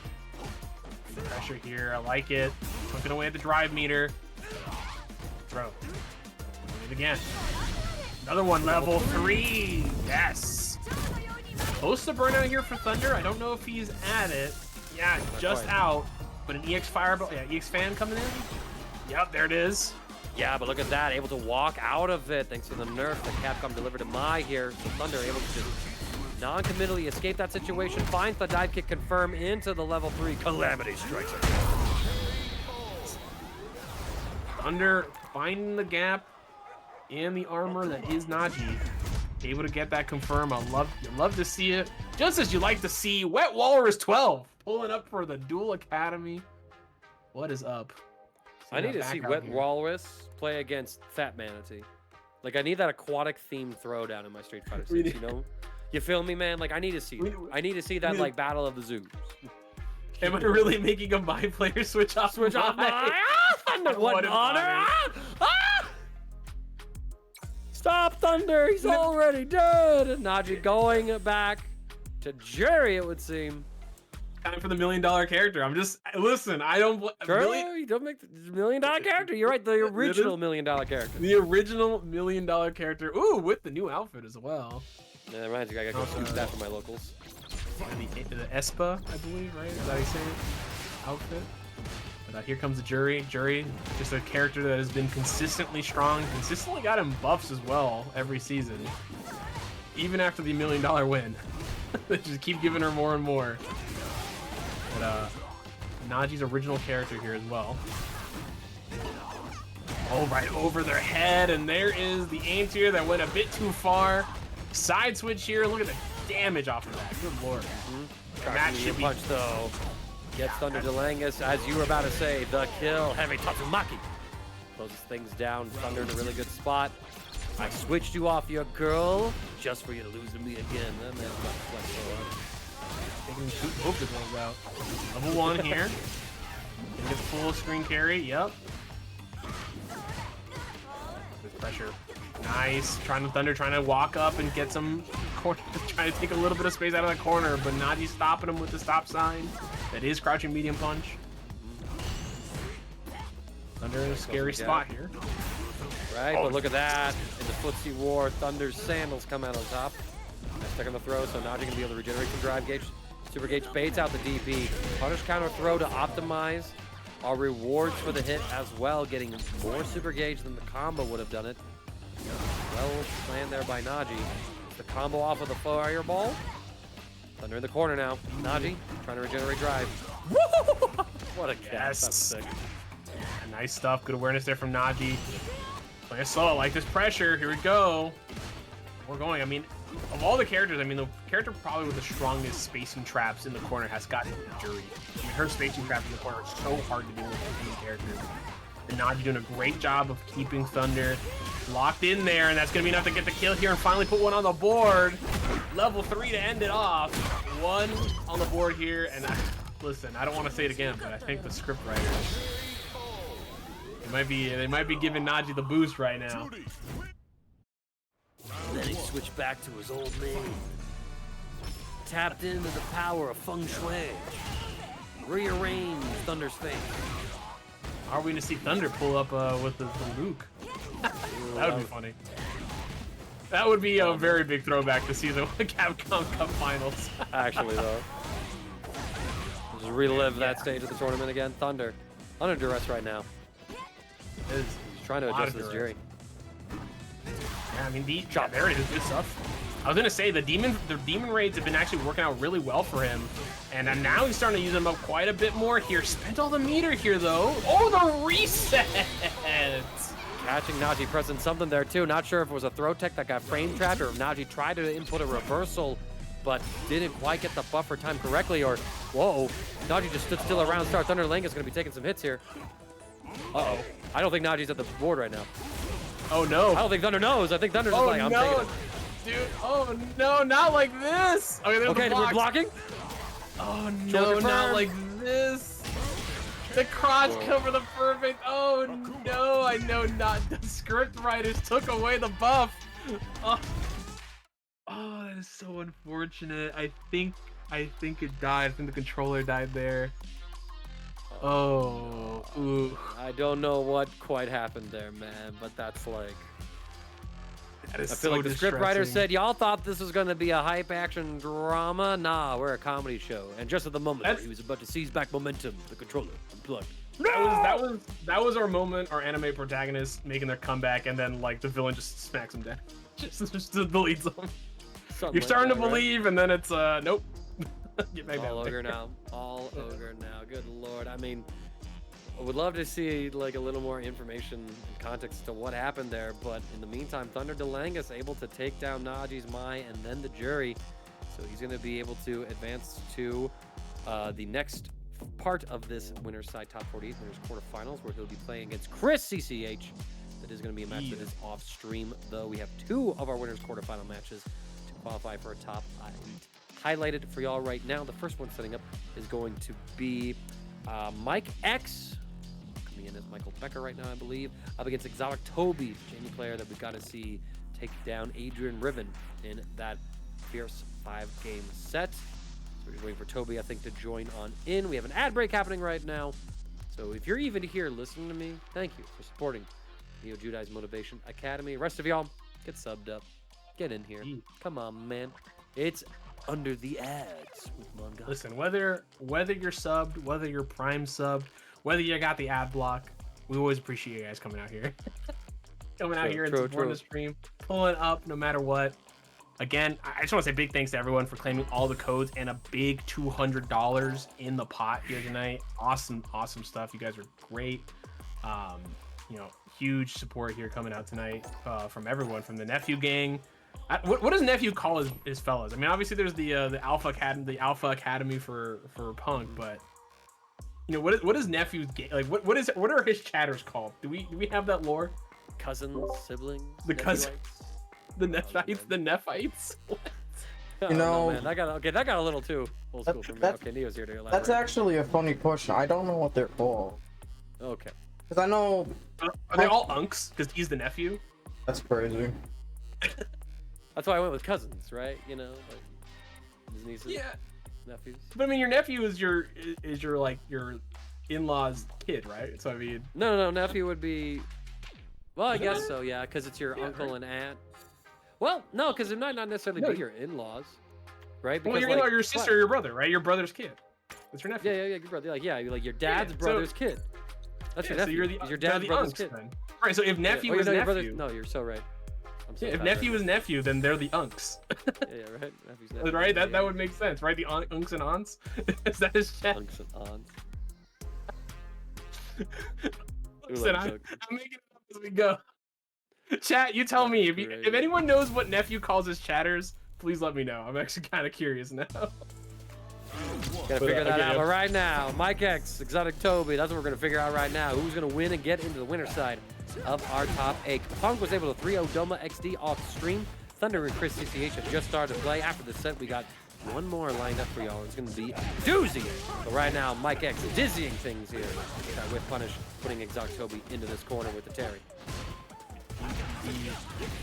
Nice standing medium kick there coming from Toby. I like this pressure, man. Toby's usage of the spacing traps for Jamie have just been immaculate, and the standing medium kick as well. And I'm curious to see how Mike X is going to deal with it. And we're going to see that big burn knuckle just going to be closing that distance. Down in the corner here. Here come throw loops, and another character that's had a pretty solid throw loop, right? Nothing super crazy, but, you know, not as good as Mize. Very good indeed, though. It's Terry. Gonna end there with a Buster Wolf. Are you okay? So Toby looking okay after that, but let's see how round 2 fares for him. Intercepted on the drive rush, and Mike X unrelenting on this offense, smothering even. So we push that player 2-side corner, gets a drink in after the Rekka. I went for the full thing there. Not afraid. Nice tackle. Nice. Another standing heavy punch into standing heavy punch there. Getting caught. Nice dive kick. In the back throw. Gonna steal a drink here, potentially. Oh, looking for a reversal of some sort there, but nothing to be found. Mike X should be get enough to close it out. How about Guile? Yes, sir. All that power. Able to strip the rest of Toby's life bar away and take it a clean game 1 with it. A little walk under that dive kick attempt from Toby as well to put Toby back into the corner for the full combo sequence there from Mike X to close it out. Absolutely immaculate. Backdash to the first throw attempt. But here we go. Facing a few things. Toby gets a short little punish, but get a great confirm off it. The dive kick is the full air-to-air ground bounce here even. So now Toby running amok here. Already at drink level 3. He's about to get pretty wasted in this chat. Yes, sir. Looking good this first round here. Getting this great offense started. Close to burnout, though. Got hit there. Was it on purpose to save the meter? Could have been. Nice jump in here. That should be enough to get the kill because he had that meter left to spend. Toby, up around. Brown answering back pretty cleanly there. And I like it that he was almost near burnout, and that's when his defense became a lot more proactive. He was trying to wiggle out to make sure that Mike X would, you know, hit the life bar as opposed to that drive gauge, keeping him alive just in case he needed a drive, rush, a parry, or anything like that to secure the victory. Mike X gets a little setup. Break up DP though, Toby not having any more of that. Another drink. 3 drinks already for Toby. Looking very good for him. Jump in, yeah. Got the back throw there. Can't steal a drink. But not gonna matter here. Mike X, is he gonna spend it all here? No, he's not. Nope. Reversal, safe still. Oh, that's bad. Yeah, Toby able to answer back pretty resoundingly there. Tying up our set 1 apiece, not dropping around in that game 2. Let's go back to the beach now. And yeah, I like the Terry here with the Chicago Bulls fit. You know, we've got a lot of I love the outfit 3 colors. Very solid stuff. A lot of the NBA teams represented. Obviously not with their actual names. I don't know if Capcom's got that money. Oh. Heavy kick. Okay, had to spend that meter to get out of that situation, but close to burnout here. Drink gonna bring some of that back. Oh, put his hand in the cookie jar again. Mike X slapping it away. Quick first round. Empty jump in again. Toby's been mixing up those dive kicks with those empty throws, right? Just to continue to catch Mike X off guard. Working out pretty well for him. I want to see where the layers and the offense circles back around to here. Toby, rotating offense here. Not able to get an anti-air here. A little awkward positioning for it. Jump, and now we're seeing Mike X starting to DP here. So maybe Toby has to start doing something a little more active with those jumps. Gets the throw, keeps the offense going. Tech from Mike X, gonna build some super gate. See something. Not sure if he thought something was coming and the level 2 would work or if it was a missed input of some kind, but either way, it's a huge dump of resources, and Toby secures victory. I think it must have been I think the input is the same as burnout, I believe, so it could have been that potentially. I do believe that was an accidental input. So it could have been a Geiger brain play, you're not wrong. Yeah, right. I mean, I kind of like saw the startup of something with Toby, and yeah. But at the same time, like, what could Jamie do at that range that warrants that response? You know what I mean? Right, exactly. It's not like he's throwing a fireball. Okay, backing off here. Toby has access to most of their kit here. Oh, nice! Level 3 here. Yes, sir. Gonna get the burnout here on Mike X. Gonna get the full corner carry as well, potentially, or maybe we're gonna see a reset into DI. How are we feeling? Are we feeling cheeky? No, just gonna get the damage. Dive kick. That was still negative. Crazy, but Mike X finds the opportunity to swing on back. Not out of this yet. Gonna launch exotic Toby. Not quite in burnout. Burn knuckle. We woke up with something from Toby's end of things, but Mike X, despite the flubbed level 2, finds victory still. That's how you know he's one of the best to do it. That was a wake up a Kai, maybe? Maybe he thought that Mike X was gonna do Fireball. That's my only thought that it could have been, but instead, you know, Mike X went for the burn knuckle instead. All right, that was a pure guess on both ends, right? Could have been wake up EXDP, could have been wake up a Kai. A lot of options there. So just straight guess, really. Oh, trade. Nice. That one was super late DP. That worked out. DP here for Toby. We get a jump in low, catching Mike X at the ankle. At the tip of the heavy punch there. Good confirm here, though. Going in. Nice. Heavy punch catching here. Damage. Been on him. So now Toby, again, up around. Round star drink. Mike X just out of range of punishing it. That boot was a pixel from his forehead. Good lord. Quick fire. Again, oh, perfect parry, yes. -3 on that dive kick. He's able to correctly guess too. Mid, low status of that attack. Wake up with a DP, seeing Mike X running in. Oh, we try to get the shimmy right there, but alas, a little too late. So Mike X not punished for that parry. Attempted Toby though, able to get the level 4. Tons of drive. Runs Mike X down into this corner. Catch out with the level 3. Make him watch the whole thing.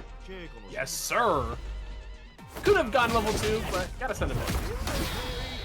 I don't know. I think you can only get the level 2 actually off the first palm. So yeah, no, had to hold that. Yeah, had to hold that. So nice tying it up here. Script writers, as always, out in full force. You love spamming drive rush, heavy punch, and lag. Ooh. Oh, Mike X with assault coming through. Justifiable or otherwise.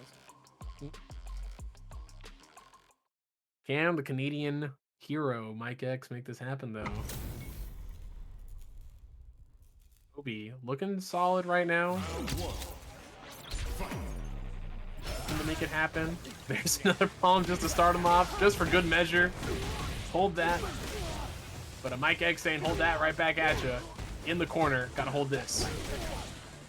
Confirmed. Mike X backing out just to post that little bit of salt in chat, and look at that, he's playing like a Super Saiyan with that anger, empowered. Toby waking up with a DP, able to stop some of that offense. Trying to take the turn.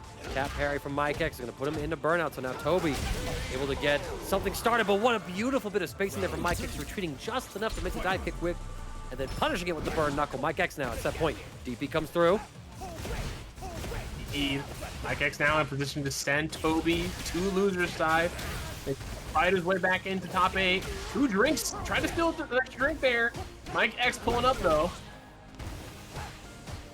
Not gonna let him do that. Another great DP there from Mike X, very late there. making sure that it was not going to cross up. Another drink. Oh, this is going to be so much damage. Level 3. Quick. Mike X said, hold that. Calling you laggy. Called you laggy, called you lucky, and he said your luck's run out. Go to Indeed. Send this man to the Shadow Realm. Jamie be gone. Damn, man. I wish I could back out, pop off of my opponent like that, and win that dominantly. I ain't built like that, though. Mike X is built like that, y'all. Some people, you just can't play heel. Some people, you play heel, and you fall on your face. That's me, right? I gotta be a babyface. That's how I am. Mike X, though, that was beautiful. That was good. That was clean. That was clean. Yeah, I came in here was like, yeah, hold this, idiot. Yeah, hold this. Yeah, just hold this burn knuckle, idiot. Goodbye. Yeah, that was clean crack stuff. play. Oh my god, like just, I would love to go through, look at all of that, you know, a couple little micro adjustments that last round. Again, like thinking about like that walk back, that backdash, whatever it was, to make that dive kick and burnout whiff so then he could punish with burn knuckle and get the kill. Oh my god, Mike X, too good. Too damn good. And you know, say what you will, he kept it about the game. I can respect that. Ooh, seeing a big Luke coming in here to take on Lazy potentially? Question mark? Okay, switch it back to the Ken. Okay. I know hand-me-downs maybe accidentally panicked and selected Luke by accident. But we are going to be seeing Ken Marissa here. Another Marissa pulling up here, potentially getting into top 8 winners side. Yep. I think Metra, unfortunately, already eliminated from the tournament. So our champion not making it into top 8. But another one will come. Indeed, we will see Enzo the Hokage pulling up with the Ken, and Lazy Boredom with this Marisa. I believe it was Lazy Boredom actually was the other Marissa that won a online tournament recently. Check it out. I'll hold this gameplay down while you do the research. Gladiator's going to be able to armor through that standing roundhouse. Now Lazy Boredom has Enzo in the corner. We caught a jump or something with that jab. Overhead. Overhead. Ground and pound. But Enzo saying, you can't ground me, you're not my dad. Maybe 13, 14, but parents are my parents, not everyone's parents. They won Seal Street. That's what it was. The good old Seal Street pulled up that one, and got. They also got 5th at TNS. So doing pretty good. Oh yeah, we also had a double. That's right. They also were 2nd place to Metro last week. Oh my lord, yeah. So we had to double Marissa. I forgot Lazy was also there, pulling up for that one as well. So yeah, Lazy here looking to get the win this time around after going out 2nd against Metro. Wow, what a challenge there from Enzo. Lazy Boredom though, showing that they know how to adjust the wake ups as well. Grabs Enzo. Wake up DP baited. Lazy Boredom with that rather patient play to be able to catch out the level 3. Give Enzo a kiss. Out of here. Send them through that wall, up against that wall. Hit him with the 69 every time. And you know, like, dude, you did what? Kid's 14. I'm sorry. I'm sorry. It started when I said give him a kiss, and I was like, wait a minute. Should I be saying that? Listen, in context, it's fine. Oh my god. Oh damn! You knocked the Ken right out of him. Enzo said, "I'm gonna go play my." Blasted the Ken out of him. Time to pull out my real main. Oh god. Slapped on my ass. Got the Ken out of him. It's crazy. Oh boy. I think Ken's out for the count. I think he's taking a nap right now, so Mai's got to pull KO'd up. on that wall, man. You know, he got full concussed and everything. Yep. Here comes Lazy Boredom though. Man, that pressure here. You know, for the longest time, I did not know for the longest time that forward heavy punch hard combo was plus on block on the 2nd hit. I saw, you know, someone pointed it out. I was like, oh, that makes a lot more sense of why I'm getting smoke checked every time I try to challenge. Right? I thought my mash was just slow, right? Exactly. All right, but here we go. Enzo now with a couple of buff fans. No DP from the young lad. It's a little surprising for me. Nice backdash though, able to intercept with that standing fierce. I will say Enzo. Power fan. I will say Enzo, comparatively to other Mai's, right? He actually likes going in for those level 1s very early. To get that extra damage, right? To get the enhanced fans to use throughout the entirety of that round. He's one of the few Mai's that does it consistently, right? I know there's definitely a couple other ones as well, but he's willing to spend the meter early to get that advantage. And dude Sickle, who's been cooking tonight on in Motivation Academy, pulling up as well. Following, thank you so much. Yeah, but now look at this. Enzo in the corner. In burnout as well. Has super gauge, so if there is a drive impact, we can test those young man reactions. Lazy Boredom, though, going to take as much damage as they can. The overhead into the command throw. Like that. And ooh, man, Dude Sickle I just want to say real quick, Dude Sickle took out Carcinus, Irium, and Jackie Tan. He's currently looking to see the loser of L, which I believe is actually the loser of this game, to make it in the top 8. So kind of crazy. Meanwhile, it seems like Chris CCH did beat, I think it was Mothman. No, Thunder DeLangus. 3-0 for Chris over Thunder. Ooh, Chris here, that one. We saw Mothman earlier. Chris on a hot streak tonight. Yeah, Chris has not dropped a single game tonight. That's crazy. Yeah, Chris has not dropped a single game tonight and making it in the top 8. Good lord. Let's see how long that run can last. I got high hopes. Oh, what a jump in from Lazy Boredom. Gonna be cashing out on this Mai with the drive gauge. No super bar needed. Lazy now on set point here. I think after this month, I think there's going to be a lot of reevaluating on how to fight Marissa, for sure. I think a lot of these Marissa players are doing well because they're playing very well, but I think a lot of players, I think they got complacent. I think the Marissas are taking full advantage of that. Look at this, trying to just keep Lazy Boredom at this range, just outside of all of Marissa's options, so that Enzo can throw out these fans. Burns Lazy Boredom down to the ground there. Enzo finding a little bit of footing here, but let's see if it's just in time. After all, Lazy Boredom just needs this round to punch their ticket into winner's side of top 8. Indeed. Big damage coming in here, going for the throws. Yeah, that is not a throw loop. You gotta spend the drive gauge if you want to get the throw loop. Nice crouching medium punch here. I think this might be dead. Oh my lord. Big damage right here. Is it enough? I think that is. I'm gonna throw rock. God! The same moment that Ken got knocked out too. Lazy Boredom knocked out Mai, the exact same frame, man. Just knocked the winner's side out of Enzo at this rate now, and so Lazy Boredom gets into top 8. Send her away.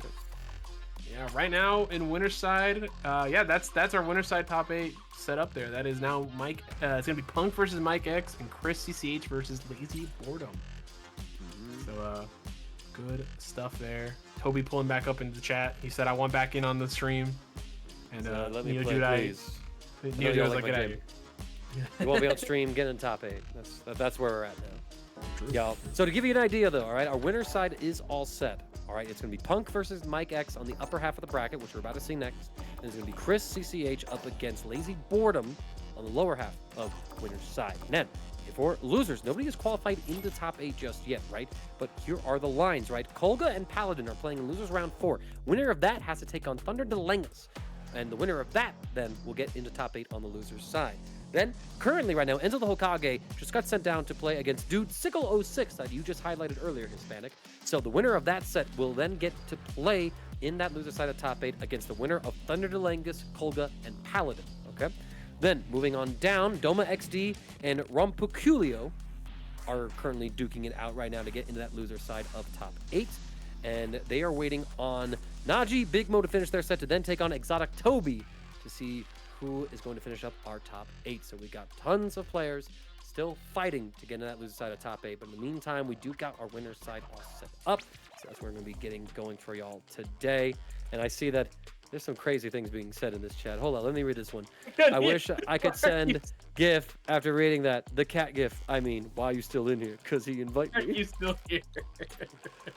Mike X is like, dude, get out of here, man. Like, he's just like me for real. Like, I'm going up to the stream. Like, I just see a match at my local finish on the stream, right? And they're just sitting there talking. I'm like, guys, I got another game to run. Let's go, let's go, let's go.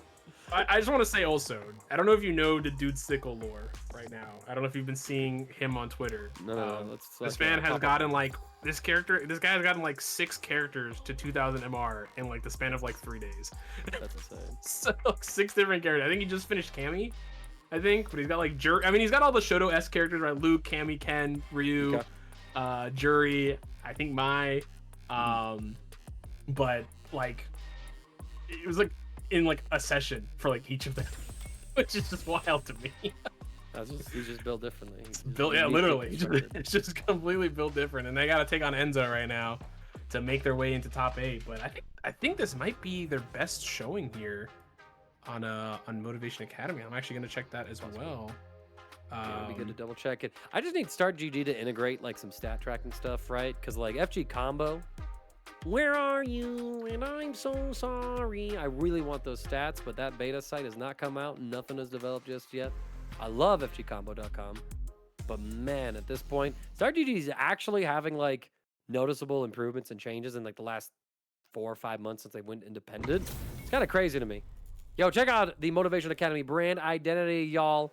You can check out all those things right there, Neo Jedi, with a quick little ad reel right there. And meanwhile, we are quickly getting into this winner semifinal match as we got some interesting characters coming out from Mike X and Punk. Mike X rocking up with that Elena, Punk on the Jury.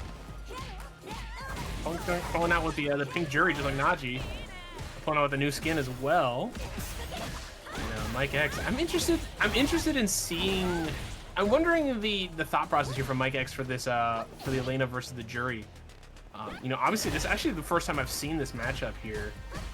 So I'm curious to see the advantages comparatively for each other. Okay, nice damage here. Oh no, the drop confirmed there. Yeah, get the extra EP. Punk doesn't capitalize. Here's the kill. Round up for Punk. 2 bars a meter for both sides. Nearly dead even. Okay, that was very cheeky, Mike X. Look at that little shimmy too in the mid-screen. Drops the combo, however. A little bit of awkwardness with his Elena. Just a bit. But still fighting back here. Doing a good job here. Nice. Good pressure. Good punish, I should say. Yeah, look, stuffing him with the big foot. I got that too. And actually this time, Jury learned shoes actually. They nerfed her. Nerfed her, that's great. But her whole thing! Capcom, what are you doing? Where are the kicks? she got that shit on though. Here comes level 2 though. Gonna take out Punk here to secure Mike X the final round. To get to the final round here. With that 69 yet again. Mike X on that barefoot Elena like you become the very thing you swore to destroy. Punk. I know, she was kind of the OG. She did it first. She did it Her first. Jury didn't fall till 4, I'm just saying. She was rotoscoping with those bare feet out. Back in 3 out of 3. How long has Mike X been a Dark Knight? Since the beginning. He just never let anyone know. I think he's been a secret member for quite a while. Oh, nice heavy punch there from Punk to close out the round here against Mike X. First game, Punk here. Punk, another player who has actually only dropped, I think, 1 game this entire bracket as well, and that was against Irium Games. Yeah, and of course it's Punk, right? So it's like, who knows what character he was playing? Who knows what his Twitch chat is making him do? It's true, very true. Right, but the thing about Punk, he'll make any character look like the best in the world. Because honestly, Punk's at that level. If he ain't your number 1 pick, he should definitely be in your top 10.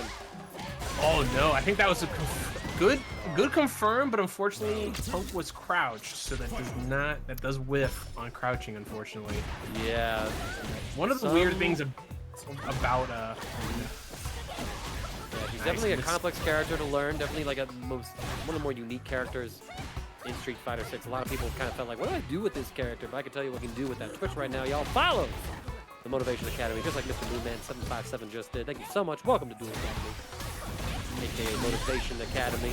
Not sure if it's still Duel Academy or if Neo needs to update all of his Twitch notifications too. He needs to update that part there. Gotta go to Streamlabs and update that. That might be also from Match Arena. I had to update the Match Arena there. Yeah, Neo, come on, what's going on, man? Neo, I didn't mean to make you cry. I'm tired. I'm tired. Same, dog. the remnants of the Dual Academy still there, crying out. Nice, good. There's the confirm there from Mike X. Did not drop it that time. It was a little brutal if he had.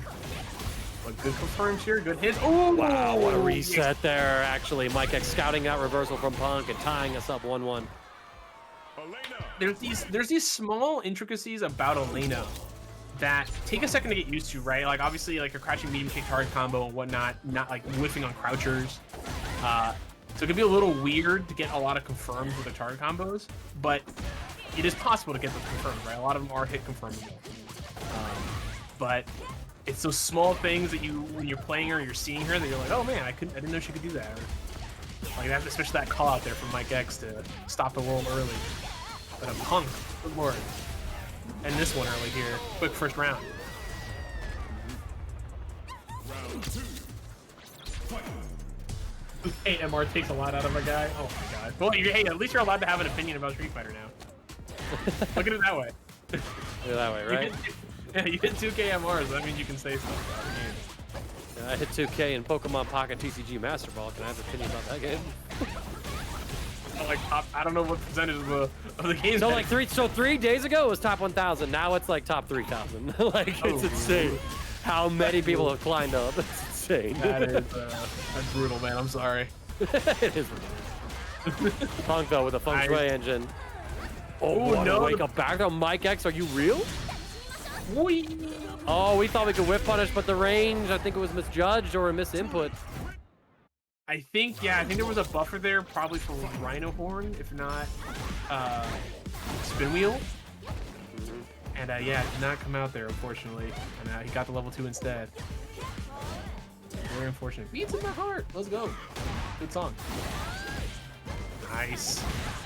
Overhead. Yes, good confirms here from Mike X. Big boot. DI. Good perfect parry from Pong. Man, the awareness there. You stuff. You DI back, you were dead. But the light kick. Put my foot in the way. Just trip Jury. Exactly. You know, you ever think, you know, just move out of the way of drive rush and trip him, man. Like that's the counterplay to it. Some 3D Tekken has head. That's basically what happened now, honestly. Not wrong. Nice. Good pokes here. There's a confirm there. Not the target combo there. There's actually something else there, but good hits here. Yeah, plus frames, man. Oh my gosh. I like Mike X using the EX version of the sway there, right, to get the roll, to get the extra plus frames. Oh, good confirm. That's what I'm talking about right there, right? You know, you're ready for it. You can get those big confirms with a lot of these hard combos that Elena has. Good hits here. Gonna spend the meter here. Should be enough to get the. It's gonna be close, actually. Decent amount of scaling here. Let's see. Big boot. Soccer club. No. Scary stuff. Fight back. Look at the buffer. I know, right? Just waiting for a Punk to look at the full confirm here into level 3. What a pickup just before Mike X can get out of burnout and start threatening any sort of stun play. Good stuff from Punk, staying alive there, getting this now to set point, but no meter on either side now. It's gonna be raw neutral here. He's got the corner carry there. Ooh, shimmy! She put her foot in the cookie jar that time. Oh my gosh, jeez. Oh, she put her whole ass kick in the cookie jar, man. It's like, why are you like this? You're in the house, take the shoes off! So true. Well, even the hippo in the background, man. Distressed. Mike X in the corner now. Both of them decent meter to work with. Good ants here from Punk. Throws coming in. Oh, the standing medium punch. Mike X trying to jump out immediately. Good perfect parry. Gotta get something there this time around. Not as plus anymore. Should be enough to get the kill with a level 2. Yes, sir. Mike X tying it up 2-2. And the script writers are back. Pretty impressive stuff there. Mike X taking us to a final game situation. Our first match of this winner's side of top 8 is delivering. Oh man, cheeky overhead. 34. This is Punk indeed. This is not Naji. No, yeah, right. Same colors, but no, it is not Naji. This is pink. Pull it up. Oh, yep, there's a confirm with the crouching medium kick, right? Gotta get it when they're standing. I like this. I love the awareness here from Mike X. Mike X has been getting a lot of these hit confirms successfully and consistently, and there's the 69 every time. Mike X on set point, ready to send Punk to loser's side, top 8. But let's see if Punk is even ready to go to losers in the first place. A whiff punish with that crouch medium kick opens up Punk to a short little hit. Half his drive gauge burned up. Another excellent whiff punish. I mean, this is some iconic Punk gaming right now. Excellent backdash though from Mike X. Reading the throw. We try to go for the reset. Punk mashes his way out of it. Baits out the DP as well. Punk says, now you listen here. I didn't come this far just to be sent to losers. Final game, final round. Welcome to the script, ladies and gentlemen.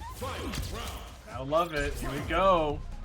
Can Mike X make it happen? He does have that level 3 going to be coming out here soon. Punk's not going to get that level 3 until very close to the end. Very scary. What a shimmy. Big damage coming in here. Are we going to see the spend? Yes, we are. I like it. Gonna get some meter back here. Punk close to burnout. Still gonna have about 1.5 meters here to work with. Got a bit more. Yep. Look at that. Get out. Nice backdash there. Not as close as it was before. Punk trying to fight his way through. He's just barely avoiding being put into burnout. Oh, nice to get caught. It should be enough to get the kill. Yeah, Mike X with the perfect to end it out and send Punk to loser's side. And again, the true foot warrior, Elena, pulling up on top, showing these youngsters who's up. Let the record show. Let the record show that the woman who stayed barefoot won that fight. That is true. Let the record show. All right. That's true. So true. You betray the Foot Clan, and the Foot Clan will find you, and they will kick you. All right. That's what happens again when you put the boot, when you put the shoes on, when you put the sneakers on Jury. You know, she's just not as powerful. She there's coding. I don't know if you knew. There's coding in the game that if you mod the game and put something to cover her feet, does 20% less damage. But to update everyone here tonight, so far we got Thunder and Paladin duking it out right now. Enzo taking out Dude Sickle 3-1. Dude Sickle having a crazy good run through loser's side, but finally ending right outside of top 8. I think this is the best placement here on Motivation Academy, so great stuff to them. And Doma taking out Rompuquello 3-0. And we got Exotic Toby and Naji taking each other on right now as well. So we're getting all kinds of final matches to come on through. We should be able to get our top 8 losers side all set up at the time that this next match is done. Of course, we'll be trying to stream all that top 8 action for you unless something comes up. And so now we got to see Chris CCH hovering on that Luke, not the Luke, the Ed, excuse me, the other blonde representative, other blonde white guy. Hair down, not hair up. You know what I mean, chat? True, true. The other angry white boy. The other angry white boy. Yeah. So okay, I need to see that matchup now. I need to see that matchup. We got to see the shoes off matchup. Now I need to see the angry white guy matchup. Well, in fairness, Luke is less angry as he is just like, "What's up, man? What's up, bro?" He's Punk. I don't know. He's Punk, right? I mean, like he's got something to prove. Is really what he's got, right? When your father figure is Balrog, I mean, I can't blame him for having anger management problems, you know. And absolutely. Trying to resolve all of his problems by snatching people and punching them. So, but Mike X was just in here last week saying Elena's the worst, and now he's being Punk with her. Listen, I mean, I think Elena, if she gets like some slight changes to her target combo and whatnot, especially like a crouching medium one, so it actually connects on crouchers and stuff like that, I think she's gonna be a very, very strong character. Even right now, I think she has such a great way to control the neutral. It like for a lot of characters, it's really hard to get in on her because you're usually having to make some pretty risky plays to stop her from just rolling up on you and getting more plus frames. Because if you're wrong, she just blows you up. But if you're right, obviously you get the corner carry and you get your pressure started. But is that a risk you're willing to take? And she does a really good job of, even if she doesn't want to force her offense on you, she could just play neutral very, very well. I mean, the hit confirms we saw from Mike X, just prove it, right? Using the heavy kick, target combos, and all that, and the crouching medium kick as well, just catching Punk constantly moving or trying to put a button in his face, and her own boot was right there, the stop sign. So good Elena, you know, we'll see how that changes within a month or two, right? You know, I haven't seen a lot of dedicated Elena players, but I do see Elena being like a counterpick character for sure. Yeah, I think I can agree with that sort of sentiment. Well, it's not too uncommon, I think, in like Street Fighter 6, where like a new character drops, and like the initial impression is like, oh, they're not that great, right? But like they're still pretty darn good, and you know, it's only like 1 or 2 tweaks in a patch is all it takes for them to go, oh, this character is actually like really good now, right? Like you kind of think of like what happened with Terry, right? Getting like the plus on block stand fierce, amongst a couple other like quality of life changes, right? Like Capcom kind of is able to identify like a couple of holes in a kit and go, you know what, we can patch those up, and this should like make the character a little more friendly to play and pick up, while also improving like a lot of their performance without like outright breaking the character. And then they just, you know, give Ryu a machine gun for no reason. Like, here you go, champ. Like, you're the chosen one. Like, the thing is, at the end of the day, as long as Daigo is not playing Ryu, they're gonna keep buffing Ryu. They're like, That's the truth. They're so desperate. They're so desperate. Yeah, they're so desperate for like the Street Fighter 4 Daigo days, I guess. They're just so nostalgic for it that they're gonna keep buffing the guy. I just like I don't know, man. Like, I'm trying to think of like there's a couple notable like Japanese Ryu players, but like they're just like, well, we're just gonna keep playing Ed. Like, hey, this guy's got a gun. Like, they're just gonna snipe you from full screen and do 3K damage. Like, whatever. Right? We don't need 'em. I want to play with my Nerf throw loops, you know? Like, I want to play with the worst forward throw in the game in the corner. Yeah, but standing Like, medium kick, you know? Standing medium kick. Yeah. Standing medium kick, though. You level 2 I target, drive rushing my pissing combos me now, off. bro. Listen, they gotta hear that you're pissing me off all the time, or else they, you know, it resonates with them. So Indeed, it Men does. already, either that or someone finds out. Oh yeah, they find it maxed out, right? Like it took a while for Ed, right? Like I mean, Momochi coming up with that whole thing was like insane. Yeah. And then, you know, Men already pushing Blanca to a whole bunch of limits as well. But here we are, pushing our own limits as we are into our next winner semifinal set. It's going to be Chris CCH up against Lazy Boredom. Ed versus Marissa. Old bottom one versus new bottom one. As Chris CCH put it. Sir, pull him in. Big damage here. Here we go. And I would like to reiterate. I want to reiterate. Chris CCH has not dropped a single game here tonight throughout the entirety of this tournament. Can that continue? We'll find out. Pull him in. But speaking of other things, Little Evil Alex. Yeah, Little Evil Axel. I think Axel. Yeah, Axel. I said Alex, my dude. Pull it I up. don't know where I got another. Yeah, Alex going to season 3. I know why. But yeah, great first round here from Chris DCH. Ooh, command grab, stealing that charm back. Axel. Axel with the high. That's great. On you out, bro. Thanks for joining the academy. Welcome on in. Let's have a great time. Lazy Boredom, making sure Chris CC has a bad time. Oh my god, the armored option right there. Just call out the DP. Good god, Lazy Boredom. That was nasty stuff. And Marissa is indeed terrifying, especially this season. You really gotta learn. Again, like, Marissa now especially, and like Kimberly are like those characters. They're like, not like Omega dominant, but you have to learn how to play against them, or else you're gonna just have a horrendous time. Because they will take full advantage of your lack of knowledge. Okay, Chris CCH fighting back here. Both full meter on both sides. Lazy Boredom needs one clean hit, and Chris CCH is dead. Chris CCH maybe needs 1 or 2 more interactions. Ooh. Good jump in. That should be enough. Gonna spend the whole thing. Lazy Boredom sending Chris CCH his first loss here. His first game loss, I should say. As he puts himself up 1-0. Welcome to top 8. Hold this. You thought you had it easy getting here. Let's see now that Chris CCH has had a taste of defeat, what that does for his motivation.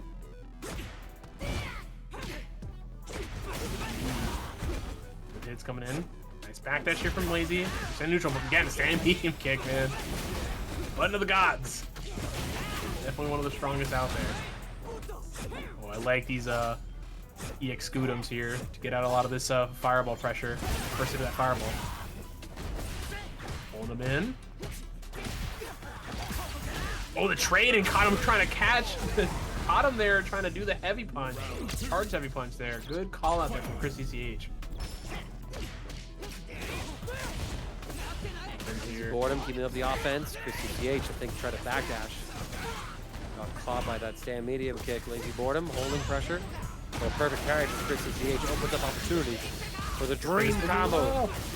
Dude, you're mine. You're mine. Oh, just going for an easy one.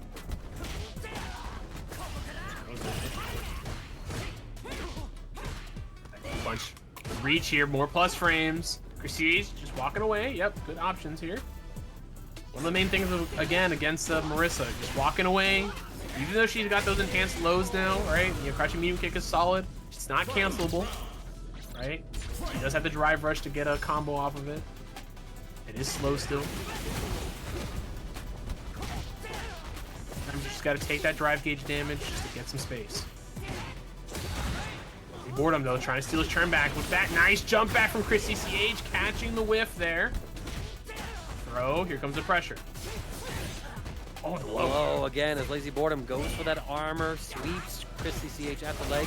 So we're able to block, get the punish counter here, launch into level 2.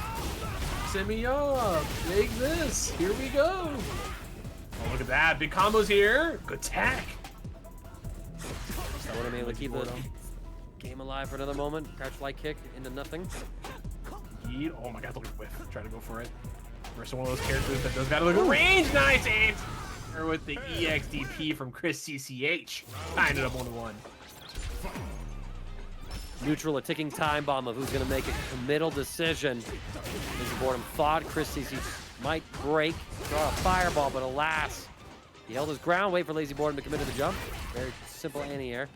Now we're going into game number 3, all tied up. It's the first time I've seen EX Scudum actually get broken in terms of armor points there. Crazy. Nice reversal. Boredom, no meter to work with here. I love the armor in response to the flicker. Chris CCH takes the hit, and the following one too, just to avoid burnout. Tries to tap parry, looking for something, but Lazy Boredom with the jumping, able to force the burnout, catch Chris pressing something. Therefore, round victory. Play a little slower here. Look for something. Look for an opening against Lazy Boredom. Lazy Boredom though did a good job of just playing just outside of the standing medium kick range, and like you said, ooh, yeah. And like you said, using the Scudum, right, to stop those snatchers. Yo, nice backdash there. Can't get much off of it. Slow backdash. Perfect parry. Amateur. Nice heavy punch there. To confirm here from Lazy Boredom. Here we go. And standing medium kick. Super plus on grab rush. Get the throw here. Another one. Lazy Boredom pushing Chris into this corner, but the drive reversal to buy some space.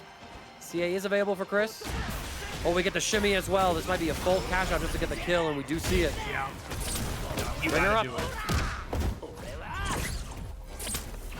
Gotta play straight neutral here for this last round for Chris CCH. Whoever gets his second win here gonna be crucial. But Lazy Boredom with the ever-present level 3 from Marissa. Chris CCH cannot take huge risks here. Gotta be calculated. Nice neutral jump there, and nice awareness from throw. Check the throw there, though. Lazy Boredom going to be able to generate a little more drive gauge for it. We jump the command throw, however. Excellent read from Chris. Sir, here goes more pressure, backing off. Kamikaze, EXTM. Pulling up here. The Motivation Academy, welcome, welcome, welcome. And Chris CCH making it happen with that EXDP there to end out that combo. Good stuff. 2-1 here against Lazy Boredom. Lazy Boredom are runner-up from last week's Motivation Academy. Losing to Metra. Metra been eliminated. Lazy Boredom's time is now to prove that Marissa is somehow still bottom 1 even though she wins.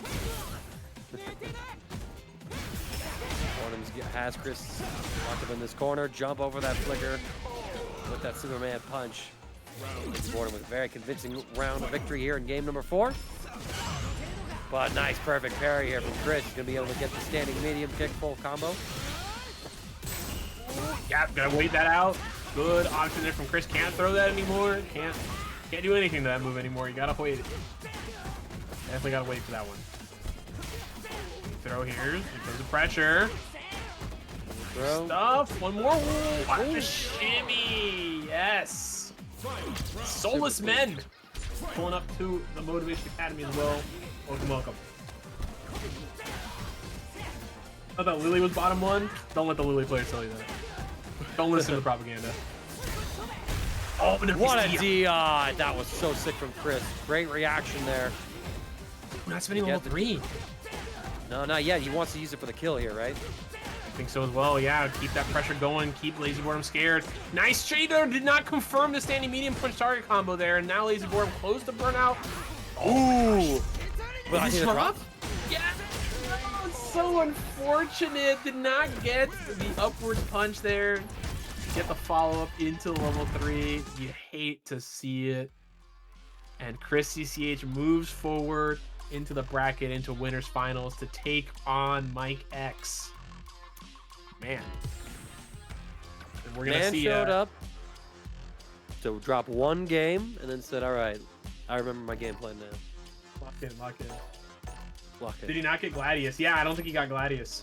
Gladius, or he didn't get the, I'm forgetting what the upward punch special move's called, but didn't get that either. Yeah, very unfortunate. Yeah, very unfortunate. Yeah. Miss input, a dropped input, whatever it was. Lazy Boredom now has to sort it out in loser's side. He will play the winner of Doma XD and Naji, who are going to play after this set. It's Paladin versus Enzo with a Hokage. Yeah, right now, though, actually, you know, Paladin taking out Thunder Delagus. So, Ryu coming out on top versus Akuma. And Doma, or Naji taking out Toby there. No Jamie making it to top 8. But the Oni gang, both the Oni players going to have to team kill here in loser side to advance in the bracket. Okay, Enzo. Young man reactions. Listen, man, these are both young men. These are coming out here. Frame traps. Pressure here. Look at that. Backdash. Oh my jeez. Look at the whips. Both of them trying to get the whip punisher just a bit too late. Waiting it out. Getting jabbed out though. Enzo coming in. Throw. One more guess. Good reversal. Just out of range to punish that sweep. Fireballs. Enzo happy to just walk forward, take some space, and there's the fan to get the kill. Forward a little too long. Ate a fan to the jawline. Enzo's gonna get the throw here. Paladin being pushed a little closer to that corner. Again, light kick will buy him some space. There's that DI as attempt to whiff punish, but Enzo again able to defend. I think looking now for Paladin's in this corner. Oh, nice cross cut. Love to see it. Perfect parry there from Paladin. Right back again. Solar plexus overhead, catching Enzo, pushing a button a bit late, I think. Here we go. The backdash. Tech there from Enzo, but again, pressure continuing from Paladin. Oh, what a whiff punish there with the crouching medium kick. Not gonna spend it, wants to save it for the last round. Is he gonna regret this? Gonna see. Overhead with the level 1. Yeah, Enzo committing a little too hard right there. He had a full bar of drive gauge to play with after taking 2 throws in that corner, which gave him 2 additional bars of drive. However, a little bit of misuse right there as Paladin saw that, okay, I was able to save onto my super meter for this moment, able to stop your drive rush from Okazemi. Get the side swap here as well, but Enzo still fishing with some of these my normals. There comes donkey kicks, right? Heavy kick. I got my own donkey, my own heavy kick. The special instead. Overhead there. Oh my god, a check. That could have been death there.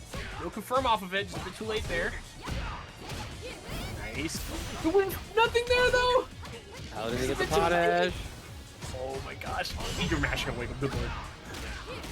Not afraid.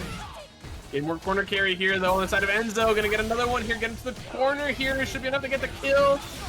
Spend the level 3. And Enzo gonna take the first game here over Paladin. Mr. Prime himself. Optimus. Enzo kind of waking up with this Mai, right? Didn't really get to see a whole lot from her in the winner's side. of the top 48.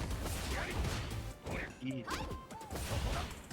I think just like Bison, I think slowly but surely people will kind of figure out how to fight her just because there's so many of mine. You know, they'll get so used to her. Still gonna be a strong character, but the strategies will evolve. Take her on. Yo, Knuckle Doo resubscribing for 2 months. Hey, yo, that's my king. My dope Knuckle Doo Dang. Level 1, I love that. Heavy kick, level 1. I love that combo. Solid stuff there from Paladin. First round here. That was a safe start. We Hacho into Drive Rush, let's get it. And now, here we are, Enzo with one of the best throw loops in the game. He's going for Drive Rush plays here instead of just the usual dash forward. Holding ground, nice anti-air DP. Overhead. Look at these long buttons here that Paladin throwing out right now. Keeping him honest, that was a trade, wow. I wonder if Enzo would have been able to react there in time. Got the young man stuff nice, confirm here, it reacted to that. Instead though, DP not enough to get the kill. You have reversal from Paladin, and the trade on the jump in. More than happy with that to secure that second round victory. They're trying to go up 2-0. Paladin would love to try to score up. Oh, we're trying to catch something there, but nothing from Enzo. Overhead. Gonna get the corner carry. Now you gotta guess. Here come the throws. And next. Confirmed that, just a bit too far away. Hey, Knuckle Doo with the $5 contribution as well to the Maggiarino. Thank you so much, Doo. Go. Knuckle Doo Dang. Okay, playing it a little slow here. Got him in the corner. Paladin has a huge chance here. Gotta get a clean hit here. Force the pressure on Enzo. Enzo closing that gap though. Look at him slowly moving up and inching forward. Still blocking.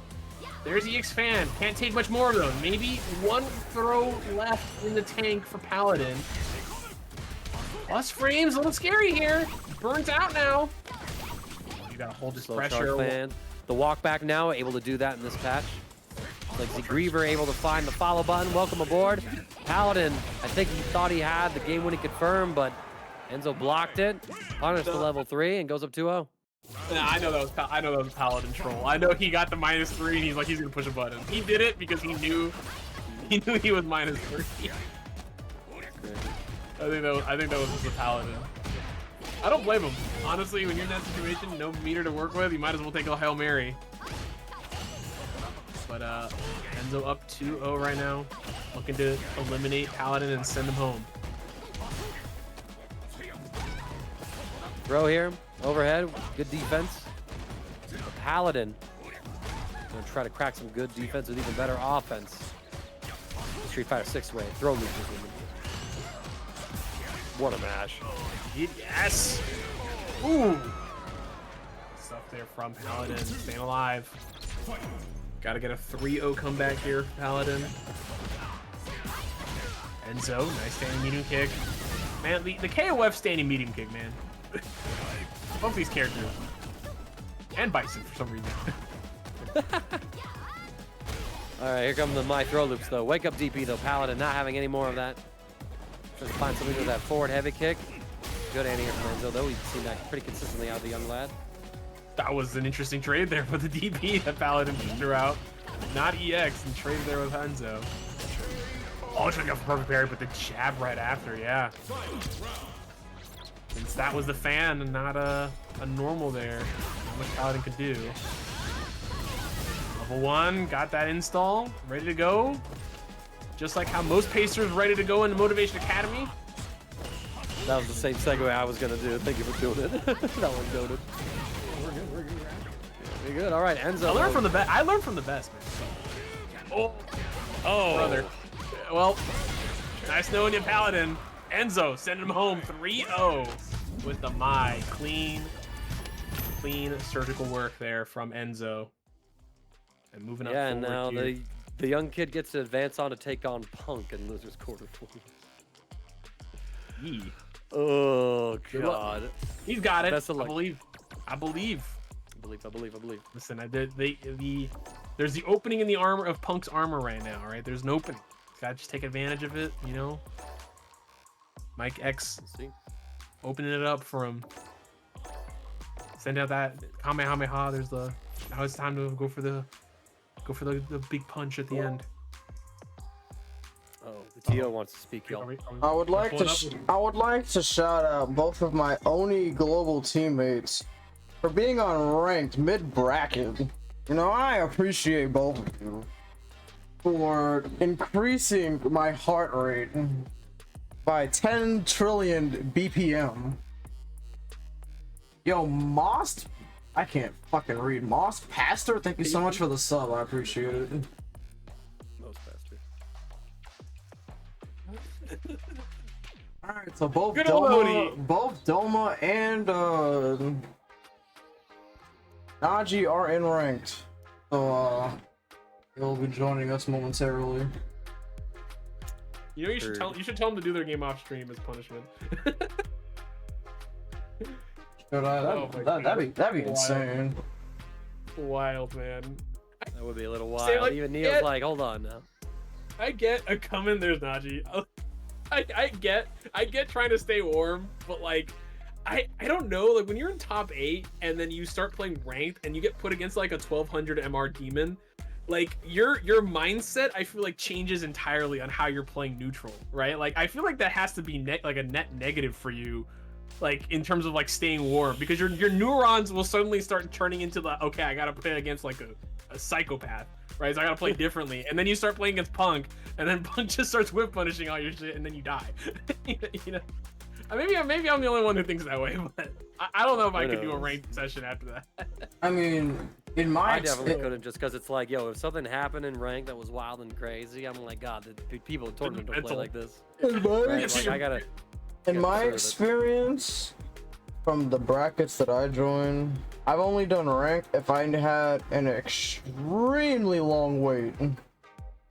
But if it was relatively short, I would just do training mode drills. But I get it. You know, it's not like I don't understand. All right, Doma, we're watching you. Come here. Don't rematch. No. Yes, he is. Alright, let me come on the stream. 1 second. Yeah, everybody pull up to Domo's stream. And yo, Daft Pit, thank you so much for the $5 contribution to the match arena. We're up to $210. What's this man's stream? Don't make. All right, Najee, you can't say deduct one game when you were in ranked yourself. Yo, I go back first, Neil. Yo, what's up, Nagata? Yo, shout out to Nagata Lock. Always held things down for Dragon Ball and Street Fighter. Fight for the 6. Definitely one of the goats of the community. Always. My man is cooking on ranked right now. Just eliminating a Marissa from ranked right now. Just like, I can't believe it, bro. It's 10:50, bro. Someone's got to work tomorrow, man. I mean, not him. He's West Coast. He's got the other. He'll be here shortly. He's taking on Metra. He's taking on Metra and ranked right now. Oh my. That's amazing. Bro, you can't make this shit up, bro. God, it's Metra's fault. Metra should fucking say that. DQ him. That's funny. Oh my god. It's 1-1 right now, by the way. Also, I know if it was 0-0 and he hit rematch, I would have DQ'd him. I'm a nice guy, you know. I'm the good TO. I'm not a. I'm feeling a little bit of Oni bias here, you know. I don't know, chat. What are we thinking? All right, first of all, if anyone else was in rank, three of them are Oni. All three. Theo's Oni, and both Doma and Nachi are Oni. Well, at least there's some Oni collusion going on right now. I'm just saying, you know? at least my team didn't blow a 10-0 lead in Super Mario Sluggers in the playoff. Oh my god, why are you bringing that up, man? Why are you? Damn, man. You're supposed to be don't know about lore, the game, dude. You just murdered him on stream. He's killing me, man. He's been here for the whole season watching my team get washed. Bro, I love that shit. All right, he's coming. No. You don't know. Hey, Dubs. Speaking of, someone else has been watching my descent into madness as me and my friends shot dead in Houston. Shot dead in Houston, thrown in the flood. Yeah, unfortunate. Yeah, if you don't know the lore, I've been running a CPU versus CPU Mario Sluggers season with 8 of my friends. And we drafted the teams and everything. There's no repeat characters unless they're like different colors. So it's a lot of fun. It's been a blast. We have the grand finals this Saturday after an amazing playoff series. So yeah, but that's why Neo is lambasting me, because my team has lost by 1 run almost every game of the season. That's I keep throwing like a 10-game lead or a 10-run lead. I don't know who murdered Hispanic, but that's a free plug. Oh my god. What did it cost him? Everything. Here we go, y'all. Thank you for the patience. We are finally back as Naji on the jury and Doma on the Kimberly throwdown. And Word Chemist is throwing down $10 into the match arena, bringing us up to $220. I want to see more donations. Get that prize pool up there, chat. Half Piff as well, worth $5. Thank you so much. Cooking. So here we go. Who of the Oni fellas is gonna be sending the other one home as we have this team kill here in loser's side, top 8. I think that's the first time I've seen the run slide actually spaced out enough to not get punished. Oh, the last frame there. Good stuff there from Naji though, getting the first game. First round over to Naji, and now trying to find a nice opportunity. The folks going their way. Doma's gonna hold the mix. Runs their own. Naji fishing for that parry. Nice counter hit. Able to interrupt. Here. Another Fuji stock. We'll try to jump over the fireball there. Just not enough. Did not get the startup to come out in time. Pressure, jumping medium punch. Man, catching him so low to the ground. Level 1 here to get the kill with a perfect 7 silver letters on the screen. Naji going up 1-0 over Doma. Oh no, they're back. There's the switch. Knocked him right off the Kimberly into the Akuma. That's crazy. We do get an Akuma in our top 8 after all. And hold on, let me read this one. Rahil Chibbles. Thank you so much for the $4.20 contribution in the match arena. Blaze it up, y'all. Yeah, you were right, 34. I told you. It's Naji's using the same colors as Punk there. Or I guess Punk is using the same colors as Naji. Since Naji was on stream first. Here we go. Oh man, look at these buttons whipping right in front of Doma. Going in here, nice back throw here, gonna get the pressure started. Waiting, looking for something there. Good tech. Slow. Firewall's coming out. Nice walk up here. Naji not afraid to take this space here. Getting those perfect parries on those fireballs as well. Fade the DP as well. And again, optimizing the punish. Going for that throw to build more super gauge than what the combo would have given. Small little touches. Nice to see from Naji. Technically. Lows here. Nice. Good corner carry here from Doma. A little bit of a distance here. Look at the pressure. Forward heavy punch. We'll get him out of the situation though. Actually, both of them waiting in each other's faces. Someone looking for someone to pull the trigger first. Here comes Naji though. Big damage. Low meter. Very low on meter here. Get back slowly. Here's the burnout though. Oh my god. What a single burnout. Oh. That was nasty. The heavy punch into the level 3 from Naji. Nice. Got another one on the board. Naji says, go back to range. That's crazy. But Doma, the Akuma still not knocked out of him yet. Deep. Still got a chance. He's now locked into the Akuma though. No more games to lose here. Oh no. Double whiff throw. The unfortunate mix. Naji just doing so much damage to Doma's drive meter here, right, with the forward heavy punch. Doing a great job there. Look at that. More pressure coming in. There's the burnout finally in the corner. Just got to hold this. Fireball. Oh, the shimmy, no punish. Look at this go. Getting away slowly but surely. Got out of the situation, though. Got their meter back. This could be big. One EXTP, though, from Naji ends it. Oh, what a back. Gosh. That was crazy. Correct read right there. Naji now on set point here. He wins. He's going to be able to advance on the lazy boredom. I want to highlight as well in this bracket, right? Doma seeded 8, Naji seeded 7, lazy boredom seeded 6. Pretty damn accurate line for Neo in this tournament. Gotta think big Neo there. Good stuff. Oh yeah, nice hit here. I got all the EX Admit Flame, big damage. Oh my gosh, crouching medium punch. You're trying to jump away? Not in this town. Oh, the jabs caught him pushing a button. The delayed jabs on the wake up from Doma. Gonna save him around here. Naji still on set point though. Yeah, I was about to point out, Neo. Only his 5th seed didn't make the top 8. Paladin was the person to make it in instead, seeded 16th.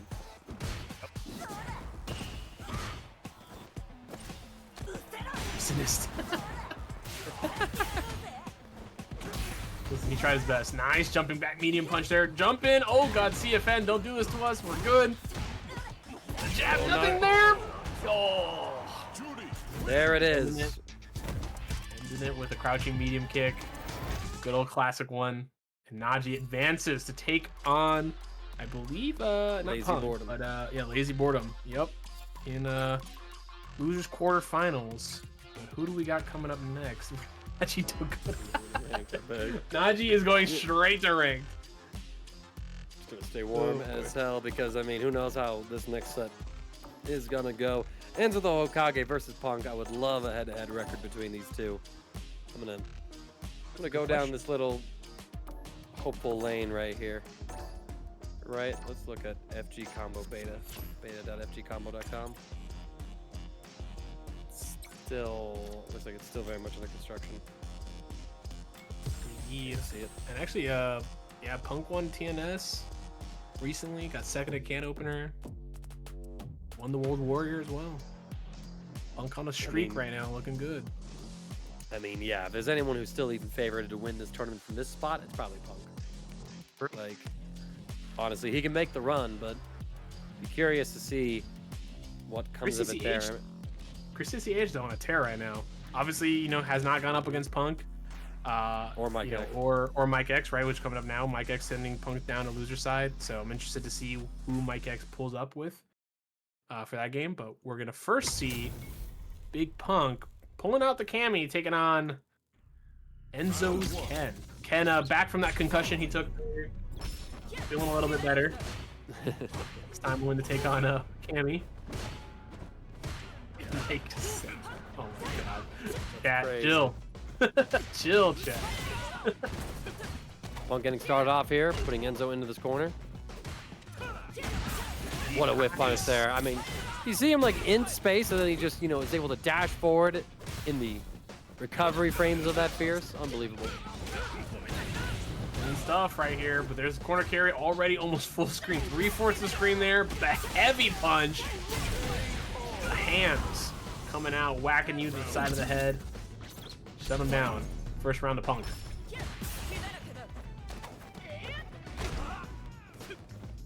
Go here. Heavy kick coming out. Playing it slow here. And both of them looking for something nice. Perfect parry there from Punk. Light kick confirmed. Here we go. Ends on the corner here, trying to fight back. Fireball's coming out. Anything to get the advantage, and there's the back throw. Here comes Ken. Yeah, with these standing roundhouses. Punk with a neutral jump, catches Enzo on the approach with that Fierce. Launches with the cannon spike into the level 3. I think Enzo might actually be KO'd here. close though. It's gonna be, yeah. We'll see. Lock on. Yeah.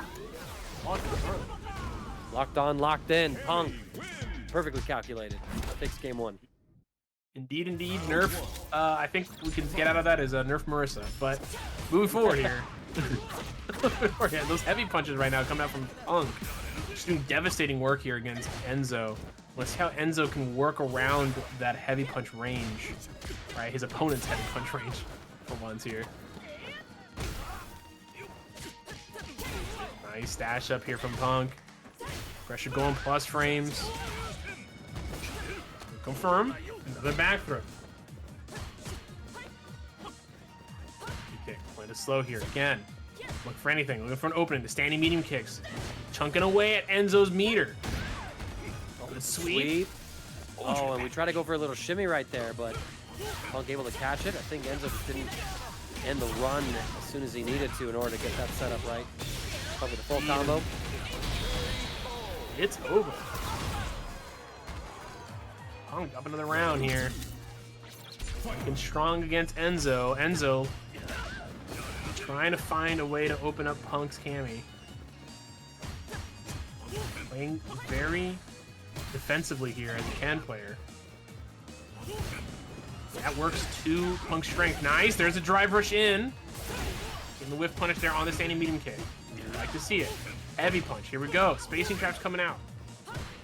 Yeah, now with the drive gauge as low as it is, Enzo has to settle for just going for fireball follow-ups off of these pokes instead of like a drive rush to maintain offense. Yep. Always scary prospect again, especially against someone like Punk with those perfect parries. Nice counter hit confirmed there from Enzo. Punk gonna take the turn. Throw comes through, Enzo takes it. And spike. Heavy kick connecting there. One clean hit here. There's the drive. Yeah, crouching immediate kick from Punk. That should be enough to end it here into level 3 with the CA. Punk going up 2-0 against Enzo. And the footsies chess game coming out here, man, is immaculate from both these players. But Punk just coming out on top. Again, the micro spacing there. And Punk with those perfect parries on the fireballs, able to just net him a bit more distance and a bit more maneuverability in this matchup. This is an insane sequence. Like, we watched as Enzo had converted from a counter hit jab into that crouching medium kick earlier. Tries to do it a second time, but this time Punk is somehow too far out of range for that to hit. And Punk is just somehow ready to get that punish in there. We got a whole bunch of people following as well. Muckmaster, thank you so much for the follow, as well as Jay Venzaro, thank you so much. Welcome to the Duel Academy, and welcome to Motivation Academy. Number 97 here, Enzo waking up with the ODDP, and hunting Punk down with that drive rush. Nice crouching medium kick there from Punk. Gonna get the corner carry. Double dash. No, going for the single one for the plus frames, but look at that standing medium punch. Dead Punk. Looking to 3-0 Enzo here and send this man to bed. It's past his bedtime, 11 p.m. Punk saying good night. But here comes Enzo. Yeah. Trying to stay awake a little longer. Indeed, indeed. Enzo says, I don't care if it's school night. It's July, man. Nice. School's out. Unless this boy has some sort of summer schooling stuff, but the way he's playing, ain't no way this kid has summer classes. He's clean. But level 3 here. Can't be calling me out like this. Come on, come on. Lock on Punk. 3-0 over Enzo. Man. Clean. Too good. Clean, yeah. Too good. All right, And Punk. Dancing 3-0. loser semi. Yep. Enzo sending home. Gonna be going to bed. Not for school. Unless he's got summer classes. I don't know. I don't know, man. Like, But we got ads coming up here, so we'll be taking a small break here. But we got Mike X, Chrissy CH, and then also Lazy Boredom and Najee. See what's coming up next. I believe we have Mike X and Chrissy CH. Or no, it looks like no, Najee. Lazy Boredom and Najee. If I We got- click we got this, other if I support click found this first. and I see a red box that says rank, I am going to lose it.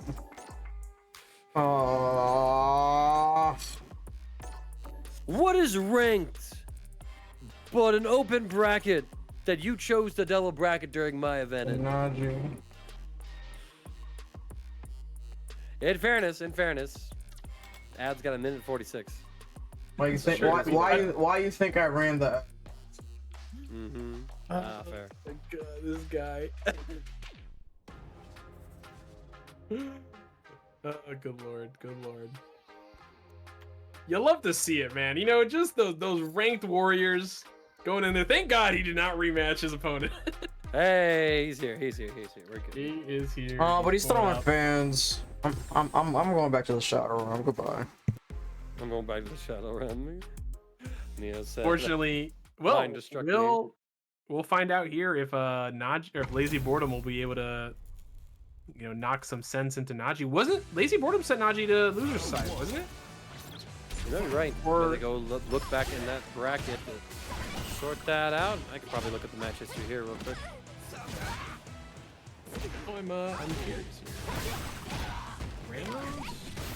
It was Thunder who sent Thunder, Najee to losers. Thunder. Okay, Thunder was the one who forced them to switch off to Mai. That's what it was. I don't know why I thought it was the. It was that's right. It was Lazy that sent the Mai out from Enzo. Yeah. Yeah, That's what it was. Yeah, knocked the Ken out. Pulled of out him. the Mai. Yeah, knocked the Ken out of him exactly. But looking like Lazy about to knock the Mai out of Najee here. Good first round here. Start us off. Good amount of meter build. What perfect parry there on that quick phalanx.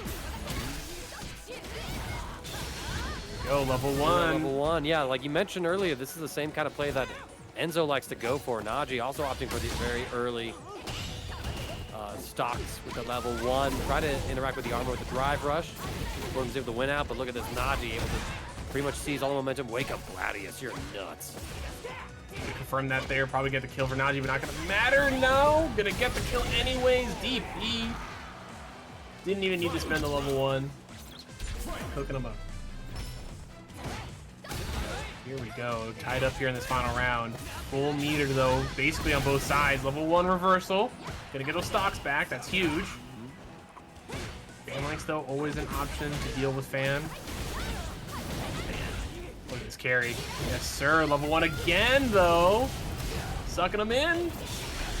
The extra damage. 3. Oh, Able to punish the mother. fans at that range. Absolutely godlike call from Lazy Boredom. Put Najee into the corner.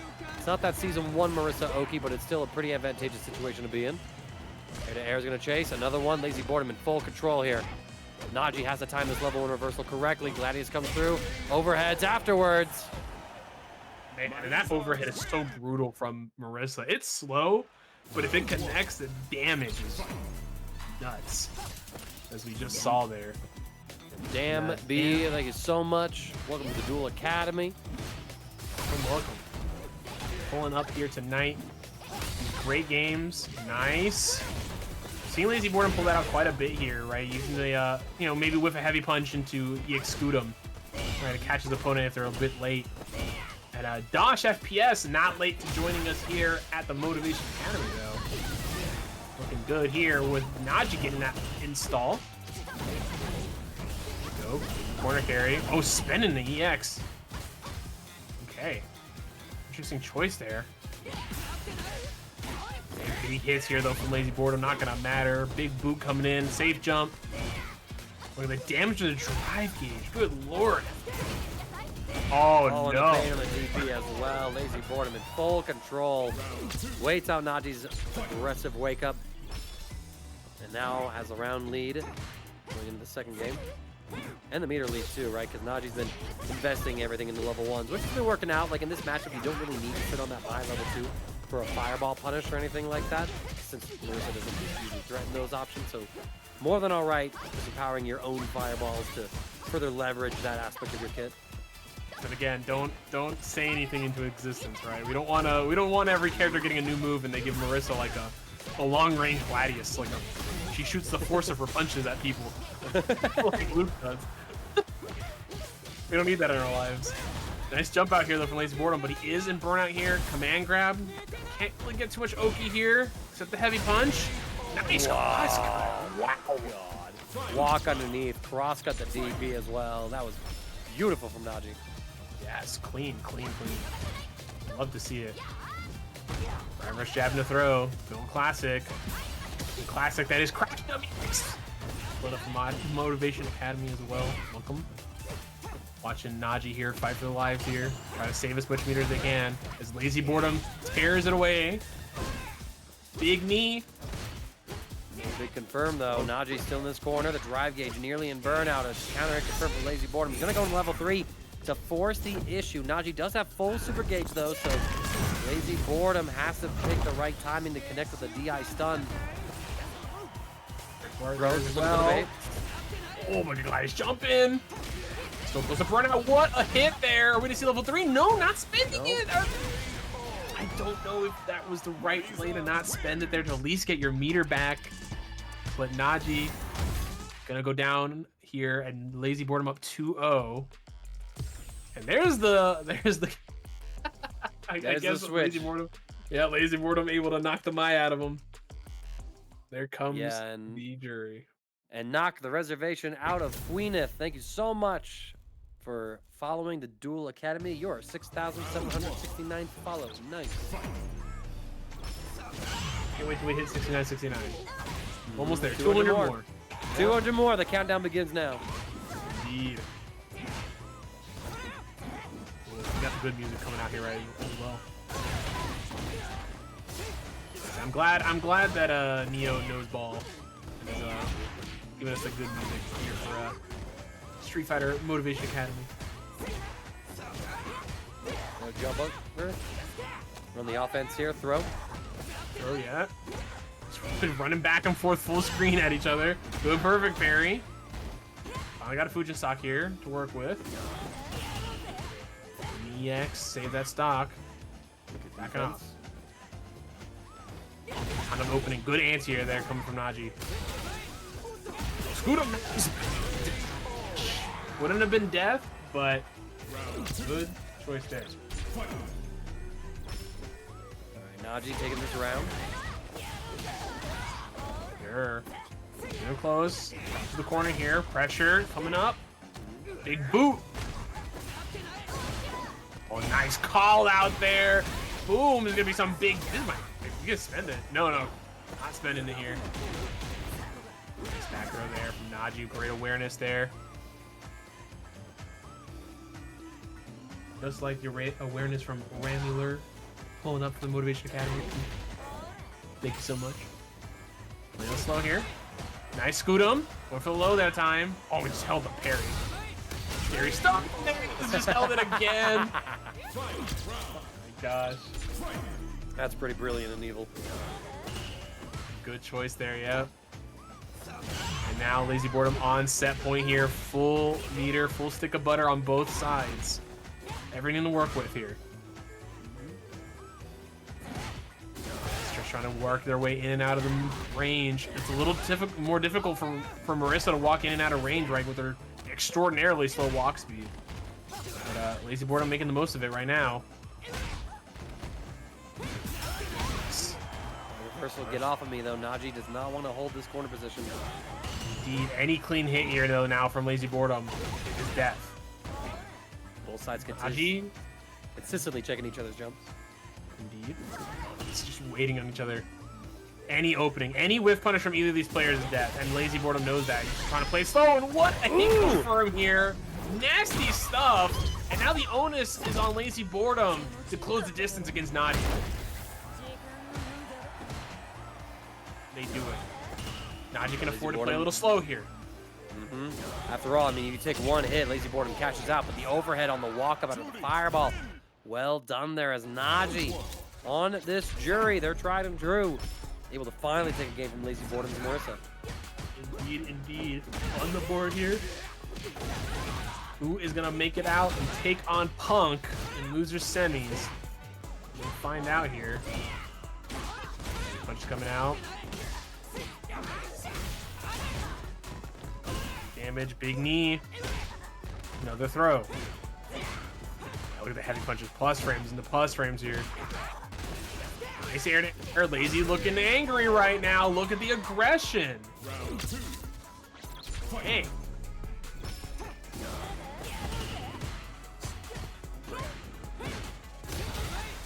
Yet again to scoot him again to steal the turn right back. Naji having a tough time dealing with this. There comes the command grab, mixing it in. Oh my god, big charge stomp. Good lord. Desperate here. Got the throw. Got a Fuji stock finally. Something to work with here. Another throw. Very quick JM as well. Just a meaning punch that is. They can keep him down. Can't stop AO Alex from following the Duel Academy though. Thanks so much for joining us here. The Judite 97th Motivation Academy for Street Fighter 6. Indeed, I see Granto, that guy in the chat there. What's up, my man? Now, Naji fighting for their tournament life here. Level 3, gonna force a final round here. Naji, another chance to get another point on the board and another chance for the script writers to show that they're still employed.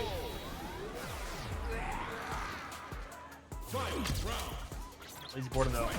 3 gargantuan super meters there on the bottom left. You see that is mad damage at any point. Look at this. I mean, Naji so preemptive with a lot of these aerial normals that they're able to intercept Lazy Boredom's air-to-air attempts, bring him down to the ground. So I like that adjustment from Naji just to make sure that when they jump, the sky is theirs. Wake up DP. It's going to relieve some of that pressure in the corner. Lazy Boredom, though, tries to swing back. No follow-up on that crouch medium kick. That could have been the end of the round. Could have been the start of game 5. No, we don't get the full pickup here. This is damage. This is damage. Oh, my God. No! Drive rush! You have drive rush in your kit!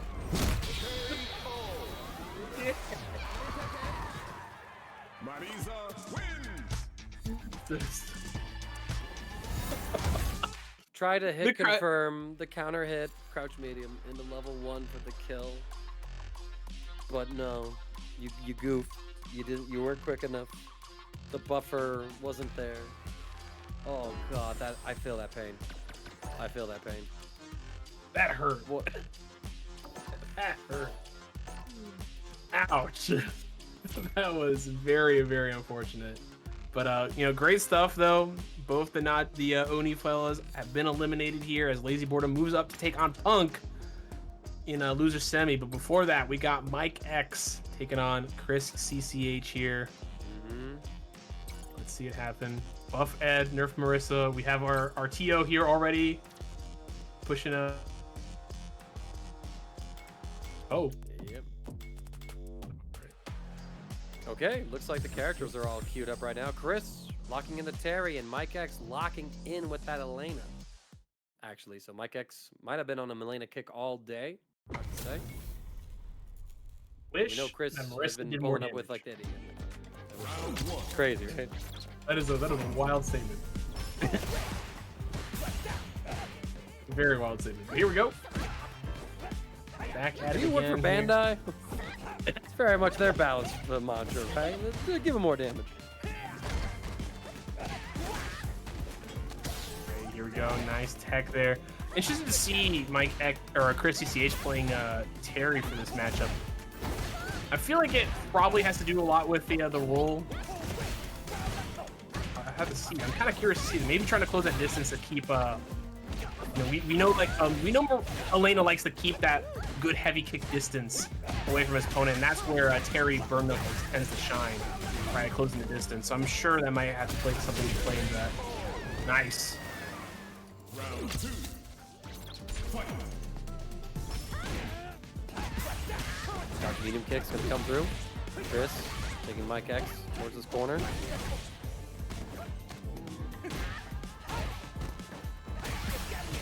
Oh, what a delay button there, catching a counter hit there from Mike X. Should be the full cash out for Chris into the level 3. Level 2 actually following up into its level 1 follow-up. Indeed. 1-0 quick here for Chris CCH. Round 1. Fight. Staying with his Elena. Indeed. Not gonna switch off yet. Probably gonna wait one more round, one more game here, if there's gonna be a switch at all. Selena did take out Punk. He's doing pretty well here tonight so far. Don't expect to change anytime soon.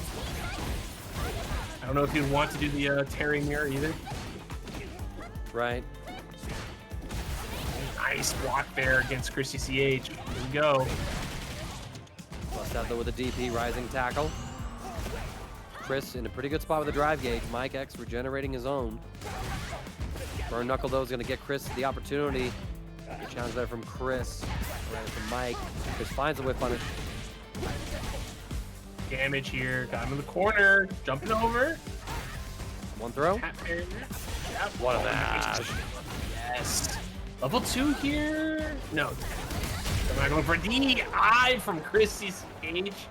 Baldy, but a great option there. Yeah, Stop calling out the that. Oki-sen though.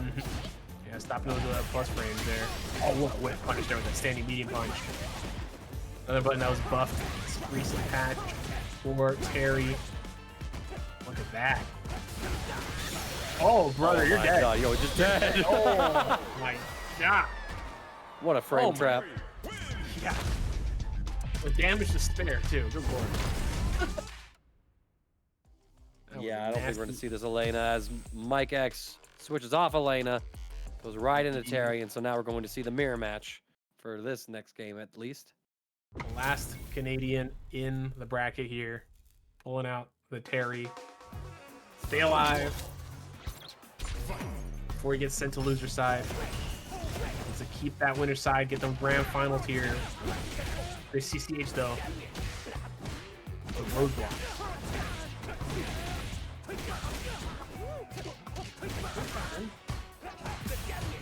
I love Japanese English Turk Terry. I just gotta say it. He's so good. They really cooked with this guy. Nice side switch. I like. Okay, thank you, Neo, for the differentiation. The blue versus basketball. Yeah, right. Basketball. Terry. I love it, man. And Mike X though taking that first round here. A nice burn from there. Ooh. Burn.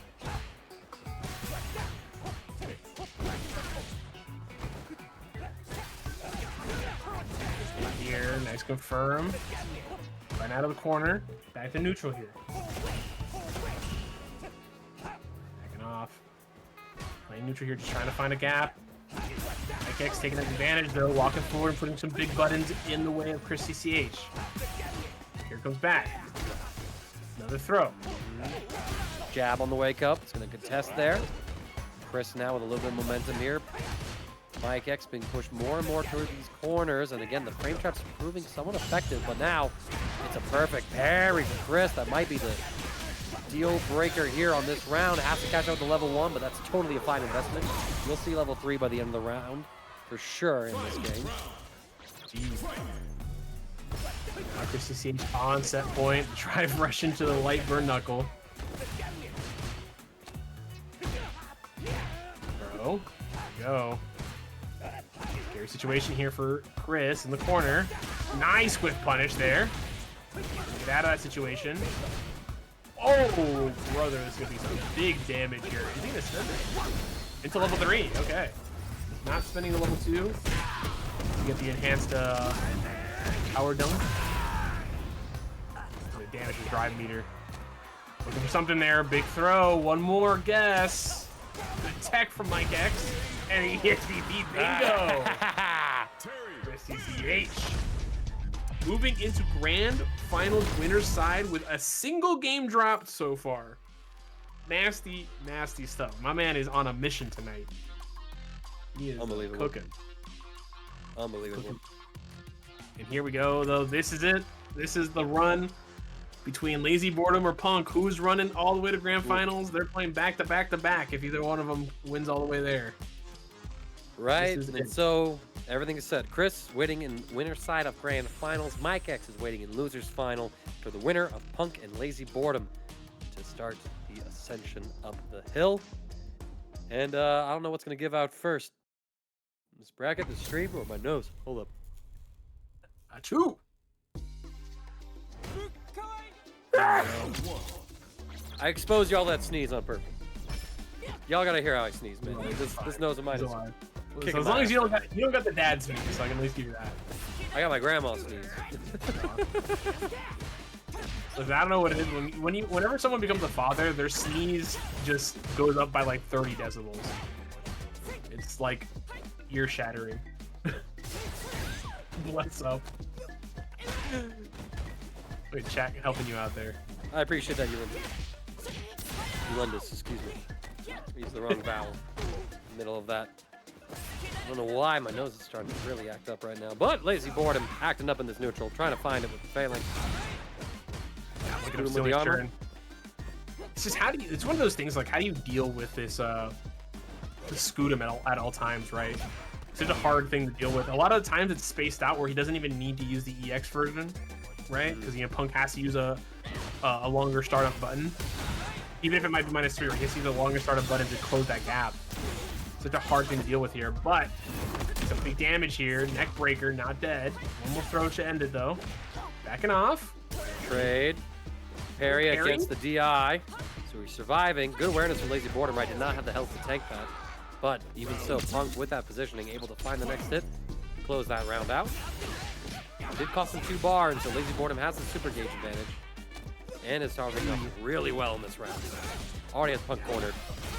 Lazy not afraid to just go in. Start that offense quickly. Oh, nice shimmy though from Punk here. Gonna get some more corner carry. Another throw. Trying to go for the low there, but that was EX. Kick. Catches him low. Lazy Boredom not spending any super gauge in that round. Wanted to hold on to it, believe they could wrap it up, and now we're going into this final round with still a full stick of super gauge. Want a backdash, but no punish available. Punk gonna build up that super gauge as well here, for sure. Closer and closer here to kill range. Now in it, honestly, with a heavy punch starter, potentially. Nice man grab. Plus frames there. Off that target combo. Punk playing it safe here, getting his meter back slowly. Easy looking for something. The plays right now. Scary stuff. Wow. Whip punish there on the phalanx. What a call out from Punk the Faces. Dang. Walk back at that very end right there as well. Lazy Boredom. I mean, Punk was in those ranges for so many things to connect, right? Like the standing medium kicks, and all of a sudden Punk just walks that little extra bit back at that same time that Lazy Boredom was used to pressing something. Good God, man. The way that Punk just plays footsies. It's an art. I mean, that was a nasty, nasty call out there. Lazy Boredom here. To try and make it back here with a nasty charged heavy punch with punish there. Look at the damage. Oh my God, there's nothing spent there. Like 2 drive gauge. Level 1. Yeah, Punk ready. One of the few times we've actually seen Lazy Boredom, reversal. Not often have we seen him outside of like big call-outs here, but he's definitely tell he's feeling the pressure against Punk here. And Punk, man, clean. First round. Intercepting on startup as Punk goes aggressive. I can do it Wait for too. that Yeah. Scootum. Yeah, we're seeing that Punk saying, okay, you want to try to armor me? I'll throw you out of your armor every time. And look at that Lazy Boredom waking up. It looked like with a bit of a walk forward or a dash forward to actually catch Punk on that shimmy to back throw him into the corner. What a call out now. Lazy Boredom trying to bring all of that aggression in. Armor through with the Gladius. Armor through with Scootum. Oh, and was that a DI? I think that was a DI there from Punk, but that does armor break. That was a change back in what? Beginning of season 2. Oh, yes, sir, Punk! Level 3. Lock on. Punk up 2-0 against Lazy Boredom. Our runner-up from last week. In danger of being eliminated here in 4th place. Round 1. Fight. Can they make the comeback happen? Sweep. And so Lazy Boredom finding a couple of lows. The Gladius armor gonna do quite a bit of work here. Like there's like about 3 crouching light kicks that have. That's all they've been to Punk, right? Like there's been no follow-up, no confirms, and just because of the range in which they're connected from. Maybe that's something to highlight with Marisa, right? It's like something where not really strong part of her toolkit, but I mean she's got other strengths. Don't get me wrong, but good lord, players are starting to perfect parry this Marisa. very consistently in this top 8. The big thing here is actually, we haven't seen Lazy Boredom go for a lot of lows, right? And most of his sets, it's been a lot of like a lot of the standard pressure you see from Marissa with a few changes, right? From some of her buffs that she's gotten. But he hasn't introduced those lows, and Punk is just going for those neutral perfect parries now, right? He's like, you're not going to introduce a low here, right? I'm just going to keep going for this. And it's going to have to be something that maybe Lazy Boredom tries to change here. Oh no, and Punk calling that out. Again, Punk here on set point, looking to close it out here. Barely missing there, but good lore, that rising jump light punch for the catch. Huge What a frame trap from Punk. Yeah, that was mega delayed there. I'm back Confirm here. again. Oh, Punk knew he was somehow whiffing that. That's insane. oh my gosh, the walk-up dive kick and Punk sending Lazy Boredom home. After an amazing run from Lazy here tonight, making it to 4th place. Congratulations to Lazy and Punk moving forward to take on, in a rematch, Mike X. Yeah, But this very time, curious. are we gonna see the, I think we're seeing the Cammy this time around. I don't think we're seeing the, I don't think we're seeing the jury, and I don't think we're going to be seeing too much of that Elena either. yeah. So, I mean, immaculate masterclass there by Punk, as always. I mean, that man was in the corner, and he still whiff punish. Like, how do you do that? Like, his back is to the wall, and Lazy Boredom is whiffing. Like, Against Marissa, yeah, that's terrifying, man. It's like charge heavy punch and stuff. You're wrong. If you're off by a couple frames and you whiff in front of Marissa, or she counter hits you, you're dead. Like you're just dead. There's nothing. You're just gone. I mean, we saw what happened with Najee, right? Najee accidental misinput into level 1 there after the crouching medium kick, and goodbye 70% of your health. But we are seeing the Elena. all right, yeah, at the very least, Mike X wants to play for at least a game. See how this goes, and Mike already under duress as Punk opens up with the crouch medium kick. All right, nice sweep there. In here. Good pressure coming in from Punk. Got level 1 already. Gonna take him to the corner. You're finished. He gets here. Mike X fighting his way out here. Plus frames. Taking his turn with that medium kick.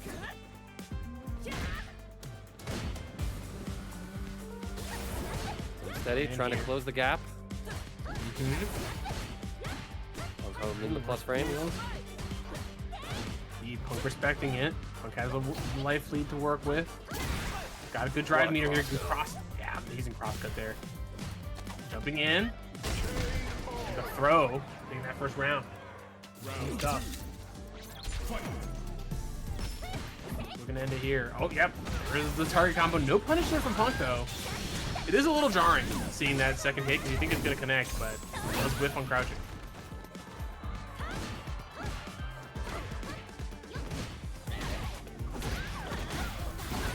Mike X in firm control though, as Punk is put into unrelenting offense in this corner. Mike X with the throw.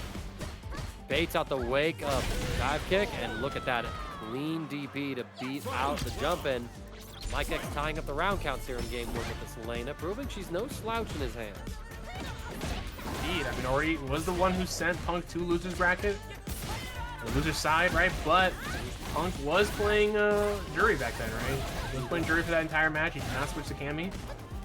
Now we're seeing Cammy straight from the start. This is full power Punk, you might argue. Even though, honestly, all of his characters are really in the full power character in a lot of ways. Nice hit here, level. Oh no! No, this is a bit too far. I think canceled it late. Oh, this is so brutal. What the fuck? Oh lord, that is very unfortunate for Mike X there. You cannot let that hit hurt you though. You can't let that hurt your mental. Cammy wins. Let's move on to the next one. The mulligan. You got a first to 3 here. But oof. That was the game right there. We're now up 1-0. We move on to the beach stage.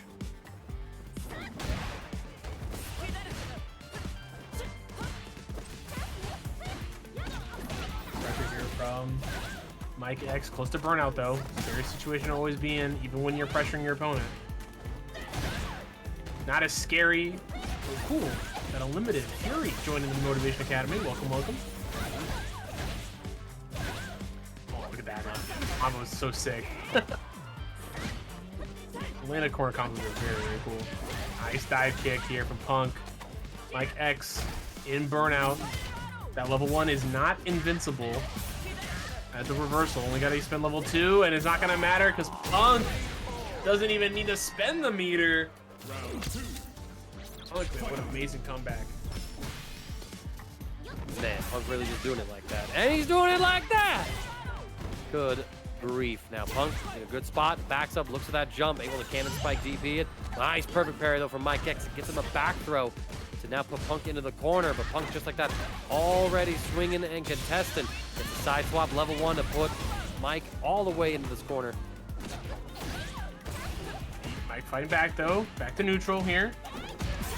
Oh, nice whip punish again from Punk, and end it here with the level 1. That should be enough. Yeah. Good grief. It's like Punk never lost momentum after he got that comeback. Yeah, crazy stuff here, because this would be 1-1 right now if it hadn't been for that unfortunate drop there from Mike. But switching over to the Ryu. Interesting. Interesting indeed. Not what I would have expected. I mean, we've seen the Terry a bit earlier, but I mean, Mike X plays a lot of those Shoto-style characters, right? Like, you can think of the Luke that he's played at times in previous patches. So, you know, makes sense to go to the most recently buffed one. Yeah, always a little scary playing the Shoto into Kami, right? The dive kick and the Speaking of, you know, however, he does succeed.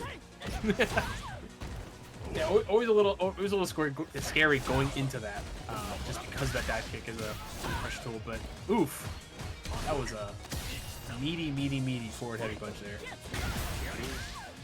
Colty with the meaty follow. Thank you so much. Welcome to the Motivation Academy. Appreciate you being here. Mike X taking the first round. Doing pretty damn well with his Ryu, and there we go. The second DP at that round start position is going to work out. Kick, not quite going to be perfect parried. Yeah, there. Look at Mike X not pushing anything there while pulling it right in his face. He got hit a lot of times, right? Counter hits in that previous game. He might be trying to slow down the defense, saying, okay, Punk's keeping things a little too tight. I shouldn't wiggle. Get away, nice heavy punch. This is death. Yeah, you're dead.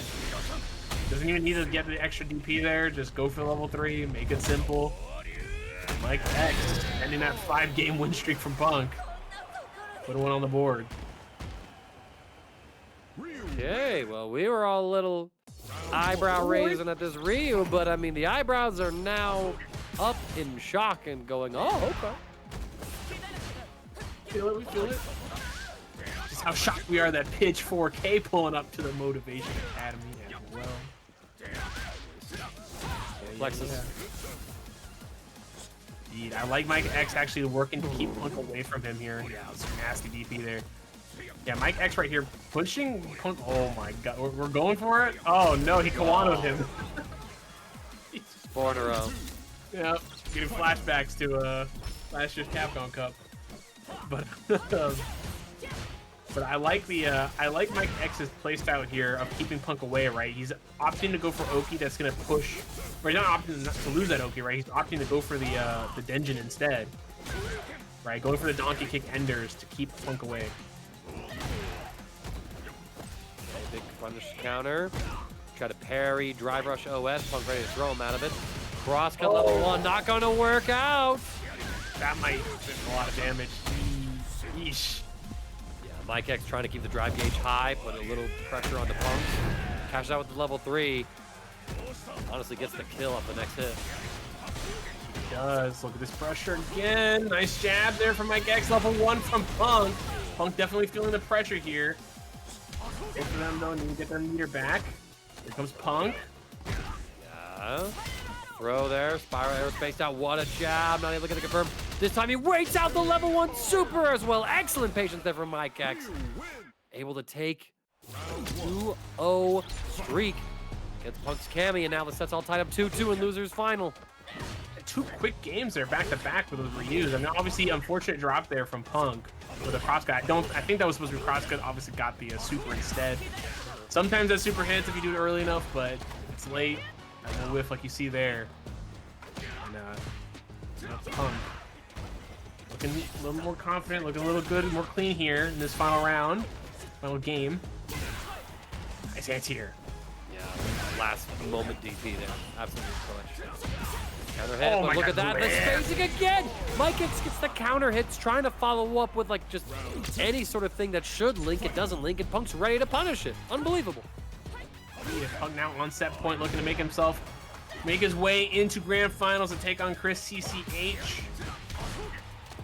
And they make it happen. Back throw. Ooh, nice hit there with the Hashogeki. Okay, but Mike X low on drive meter here, getting punished counter quite a bit. Nice fight Out. back here. Punk about to hit that level 3 power spike. Mike X finds a mash. Punk looking for his. Crouch medium punch is going to connect. Has the cannon spike. Is set up for the level 3. And Mike X falls as Punk gets his revenge from that winner's semi-set. Now it's going to be Punk versus Chris CCH for our grand finals tonight at Motivation Academy 97. Been a long night. It's been an arduous journey. We've had to deal with players playing ranked. But we're here. We're finally at the end. We've made it. Chris CCH winner's side taking on Punk. And obviously, you know, both teammates of each other, you know, at SFL, right? Went to Capcom Cup, almost won the whole thing for USA. So both of them, I'm pretty sure, obviously, you know, they've both been playing Street Fighter 5 and Street Fighter 6 together for quite a while. So both very familiar with each other's play styles. But I don't know what the win-loss is here. I do believe it is on Punk's side in terms of tournament winnings between both of them. Probably. If I had a bet between two players leading in a set and Punk's involved, I'm just going to say Punk is probably the one who's won more games. Usually that is the case. Usually. Right? Like, usually it's the case. Yeah, our Canadian hero has been eliminated. Yep, Venzaro, unfortunate. But I do want to point out, though, that, you know, Neo Judai seeding absolutely clean as our number 1 and number 2 seeds are in grand finals. True. Yeah. Crazy stuff. Kind of good. He's kind of good. Got 7 out of 8 of the players correct for top 8. Got the orders of first and second correct. Third went down a little early. Fourth went down a little later. It's kind of. I'm hearing that we have a weird echo happening. Is it coming from one of us? Can anyone else confirm? Or is it just Mighty Shell? Is there a weird echo, or is it just Mighty Shell's computer? No echo. No echo, says Pitch 4K. Mighty Shell, you fix your computer, please. I don't know, man. You gotta look at you. Might be a you issue, man. I'm not sure unless anyone else is saying. Yeah, there's no echo, lol. So, OMG, it was me. Look at chat. This is the problem with the FGC, man. FGC being like, this is your fault, Tio. This is you. It could never be me. Fix the stream, please. Fix yourself. Fix yourselves in. It's grand finals time.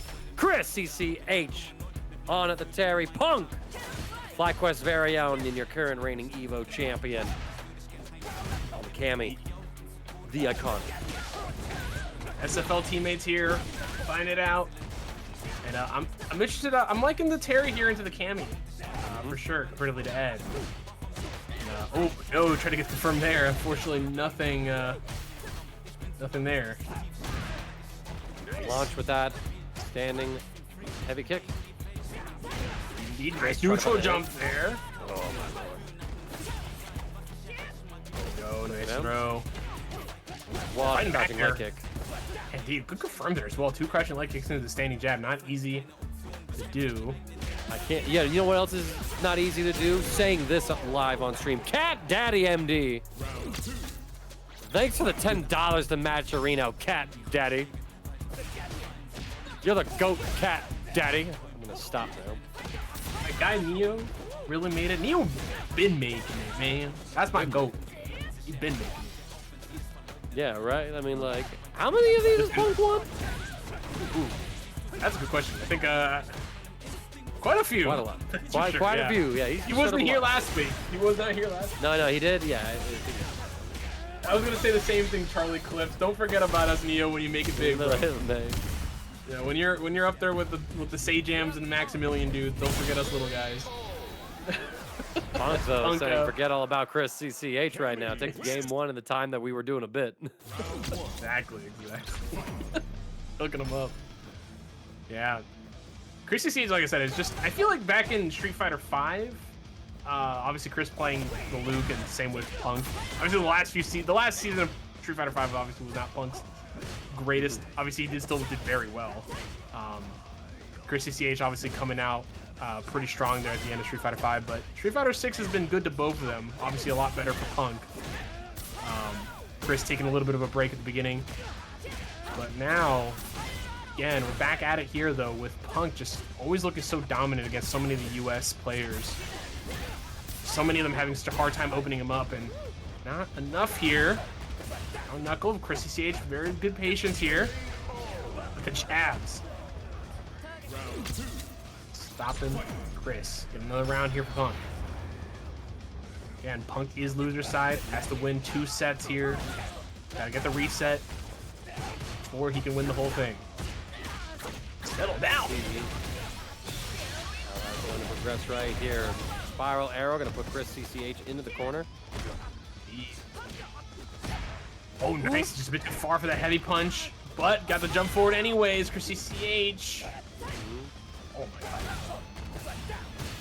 Knuckle. 6+ frames here. Level 3. Spending it here. Don't blame him. Honestly, you need the life. You need the meter. Punk at least in a little bit more of a scary situation here. Quite true. But hopefully to get Chris CCH out of his nasty situation, his all-time plumber here joining us in the Motivation Academy. But unfortunately, I don't know if a plumber can fix broken necks. I said chiropractor. You got me a plumber. I said chiropractor. How do you mess that up? What was that? Neo didn't even hear our whole bit about not forgetting us when he's famous. I think that means he's gonna forget us, chat. Yeah, he already did. Chris CCH though off to a great start. Punk fighting his way out of the corner now though. We're in the mid-screen. Mid-screen little throw pressure Kama gets. Punk somehow able to close the gap and counter hit Chris CCH with a throw. Unbelievable. Indeed. Nice answer here. Crouching heavy punch there. Something out at least. Trade. Nice, good hit there from Chris CCH. Immediately closing it out. Very quick confirm to get a round on the board for Chris. But Punk checks the walk forward with a crouch medium kick. And just like that, it's now Punk in the corner as Chris finds a back throw, frame trapping. Jimmy's gonna catch the throw tech. It's gonna be a big catch up for Chris CCH. I mean, next hit kills. Indeed, any clean hit into level 2 is death as well. Oh, speaking of, I was waiting for that one. You set it up. And Chris CCH got the dunk set down. Finally on the board here for Chris CCH against Punk, but Punk, patented aggressiveness from Punk pulling up here.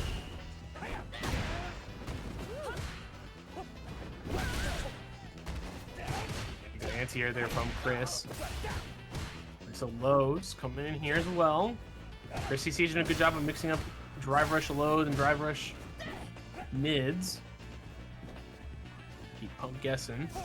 Making it hard for him to go for perfect parries.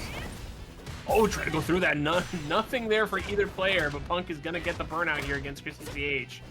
Now you're in the corner. Can't walk away from this pressure. It's so difficult to deal with. 10+ frames. Nice sweep.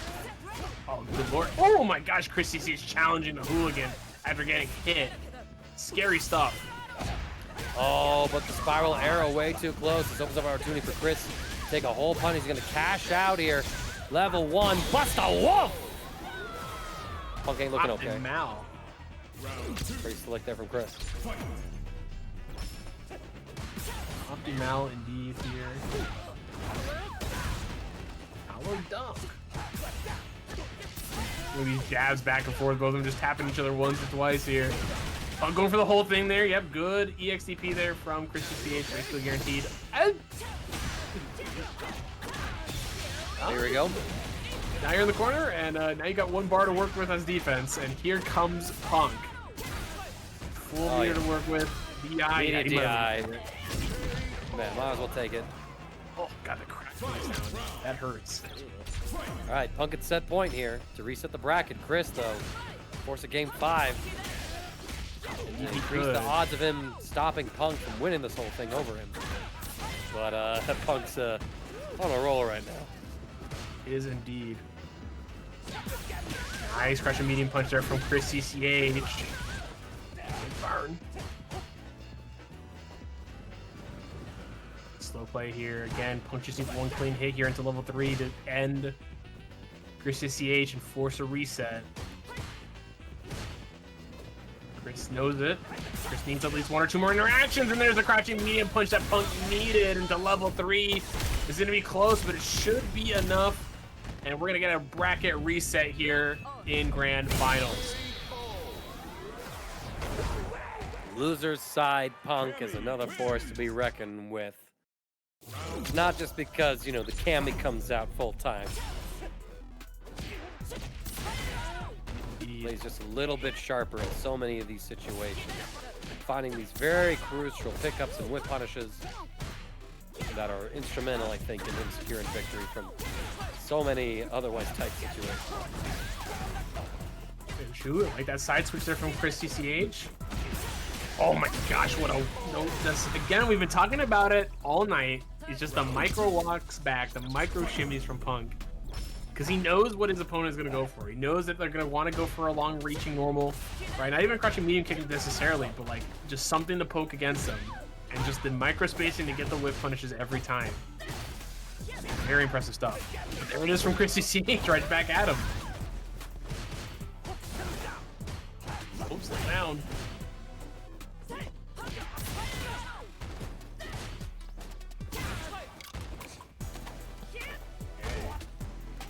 Coming in here. Another throw. I'm guessing good hits here. Go, spending it. Power. He's dead. Top tier, guys. Dang. Didn't have to spend it all, unfortunately, but forcing the final round here. Never leave any damage on your plate. Oh, interesting choice. That's a lot of meter loss, though. Punk was ready it's all for about it. destroying that drive gauge, right? To put Chris CC under a lot of duress. And now Punk's trying to get him in the corner, but Chris finds a very important jab to be able to push Punk into the mid screen to maintain offense here. Good throw tech from Punk, though. Now we're kind of fighting in neutral as Chris has kind of survived the worst of the storm. He has got all of his meter back here. About even in health for both players. Again, Punk does have the extra super meter here. One more interaction here. Heavy kick. Oh my gosh, he did not get the confirm there. Jab trading. These trades are so nasty, and that's the opening that Chris CCH needed instead. Ooh. Level 1. It's not enough for the kill. It definitely isn't, and there's Punk coming in himself, though, with the kill here with the level 3 locked on. Oh man, that's unfortunate. Yeah, even with the level 2 from Chris CCH there with that meter, he would have just burnt himself out. So I see the reason there to just go for level 1, but still a scary situation to be in, no matter what. And Punk taking the first game here in this reset. Needs 2 more to close out Motivation Academy number 97.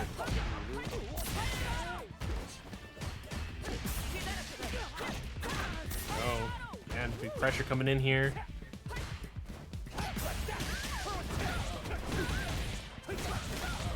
Big burn, to go. Yep. Started. Chris actually able to get his own whip punish there, catching Punk. Throw tech from Punk, though, is going to keep his drive gauge nice and healthy. Chris now caught by that back throw, so now he has to survive the corner. Pushing his way through. Punk eating 3 straight normals in a row, but Chris not able to put a confirm together. It's a 4th one even now. Finally a drive rush after the crouch medium kick. Lets Chris CCH close out that round.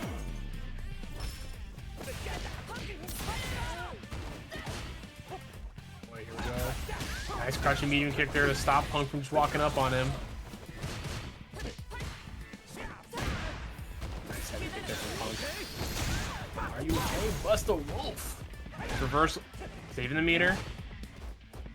Generally speaking, spending a level 1 usually better than spending the EXDP, especially if it's going to burn you out. Absolutely. And a level 2 get more online as super well. meter. Oh man, nice Bro, how does whip Punk do punish. that? Good lord. Oh my god. Oh my god. But reversal situation here. Chris CCH with the meter. Punk no meter here for this final round, which means Chris CCH has more interactions to work with.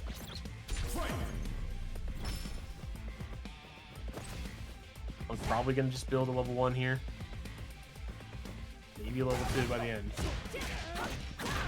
Patience there. Corner carry coming in.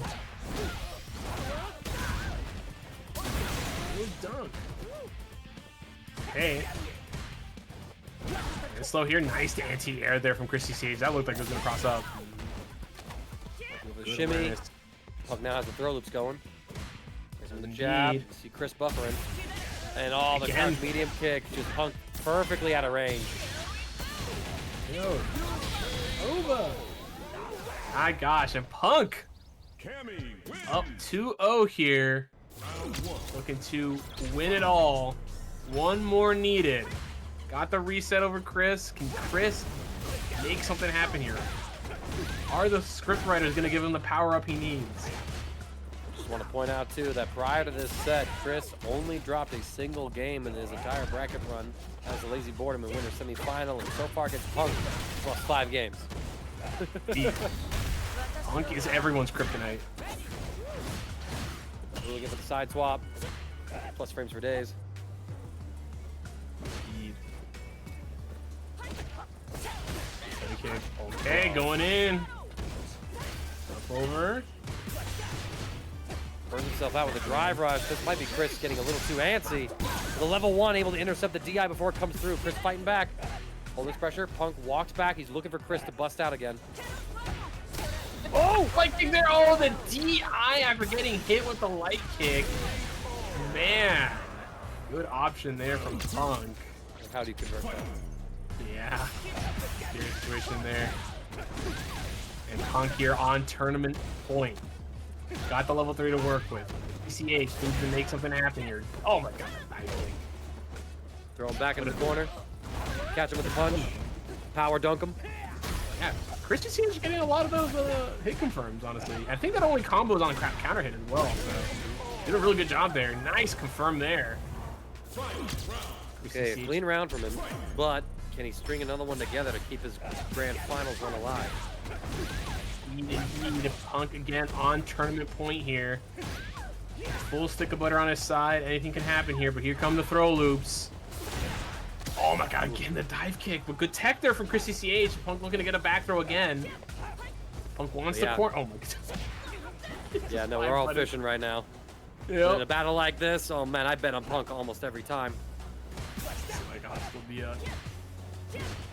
this is with the North crouching meeting punches, by the way. How did crouch fierce miss right there? Chris needed a DP. This gives Punk a huge jump in. Just like that, the life totals are even. But Punk has the positional advantage. Yep. The burnout is so scary here as well. Oh, what a hit here. Just as Punk finds it with the crouch medium kick.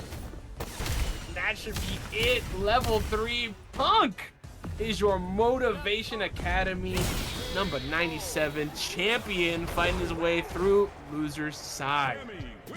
Great stuff. And I mean, Chris CCH tonight, also a demon in the bracket. I mean, again, like you said, lost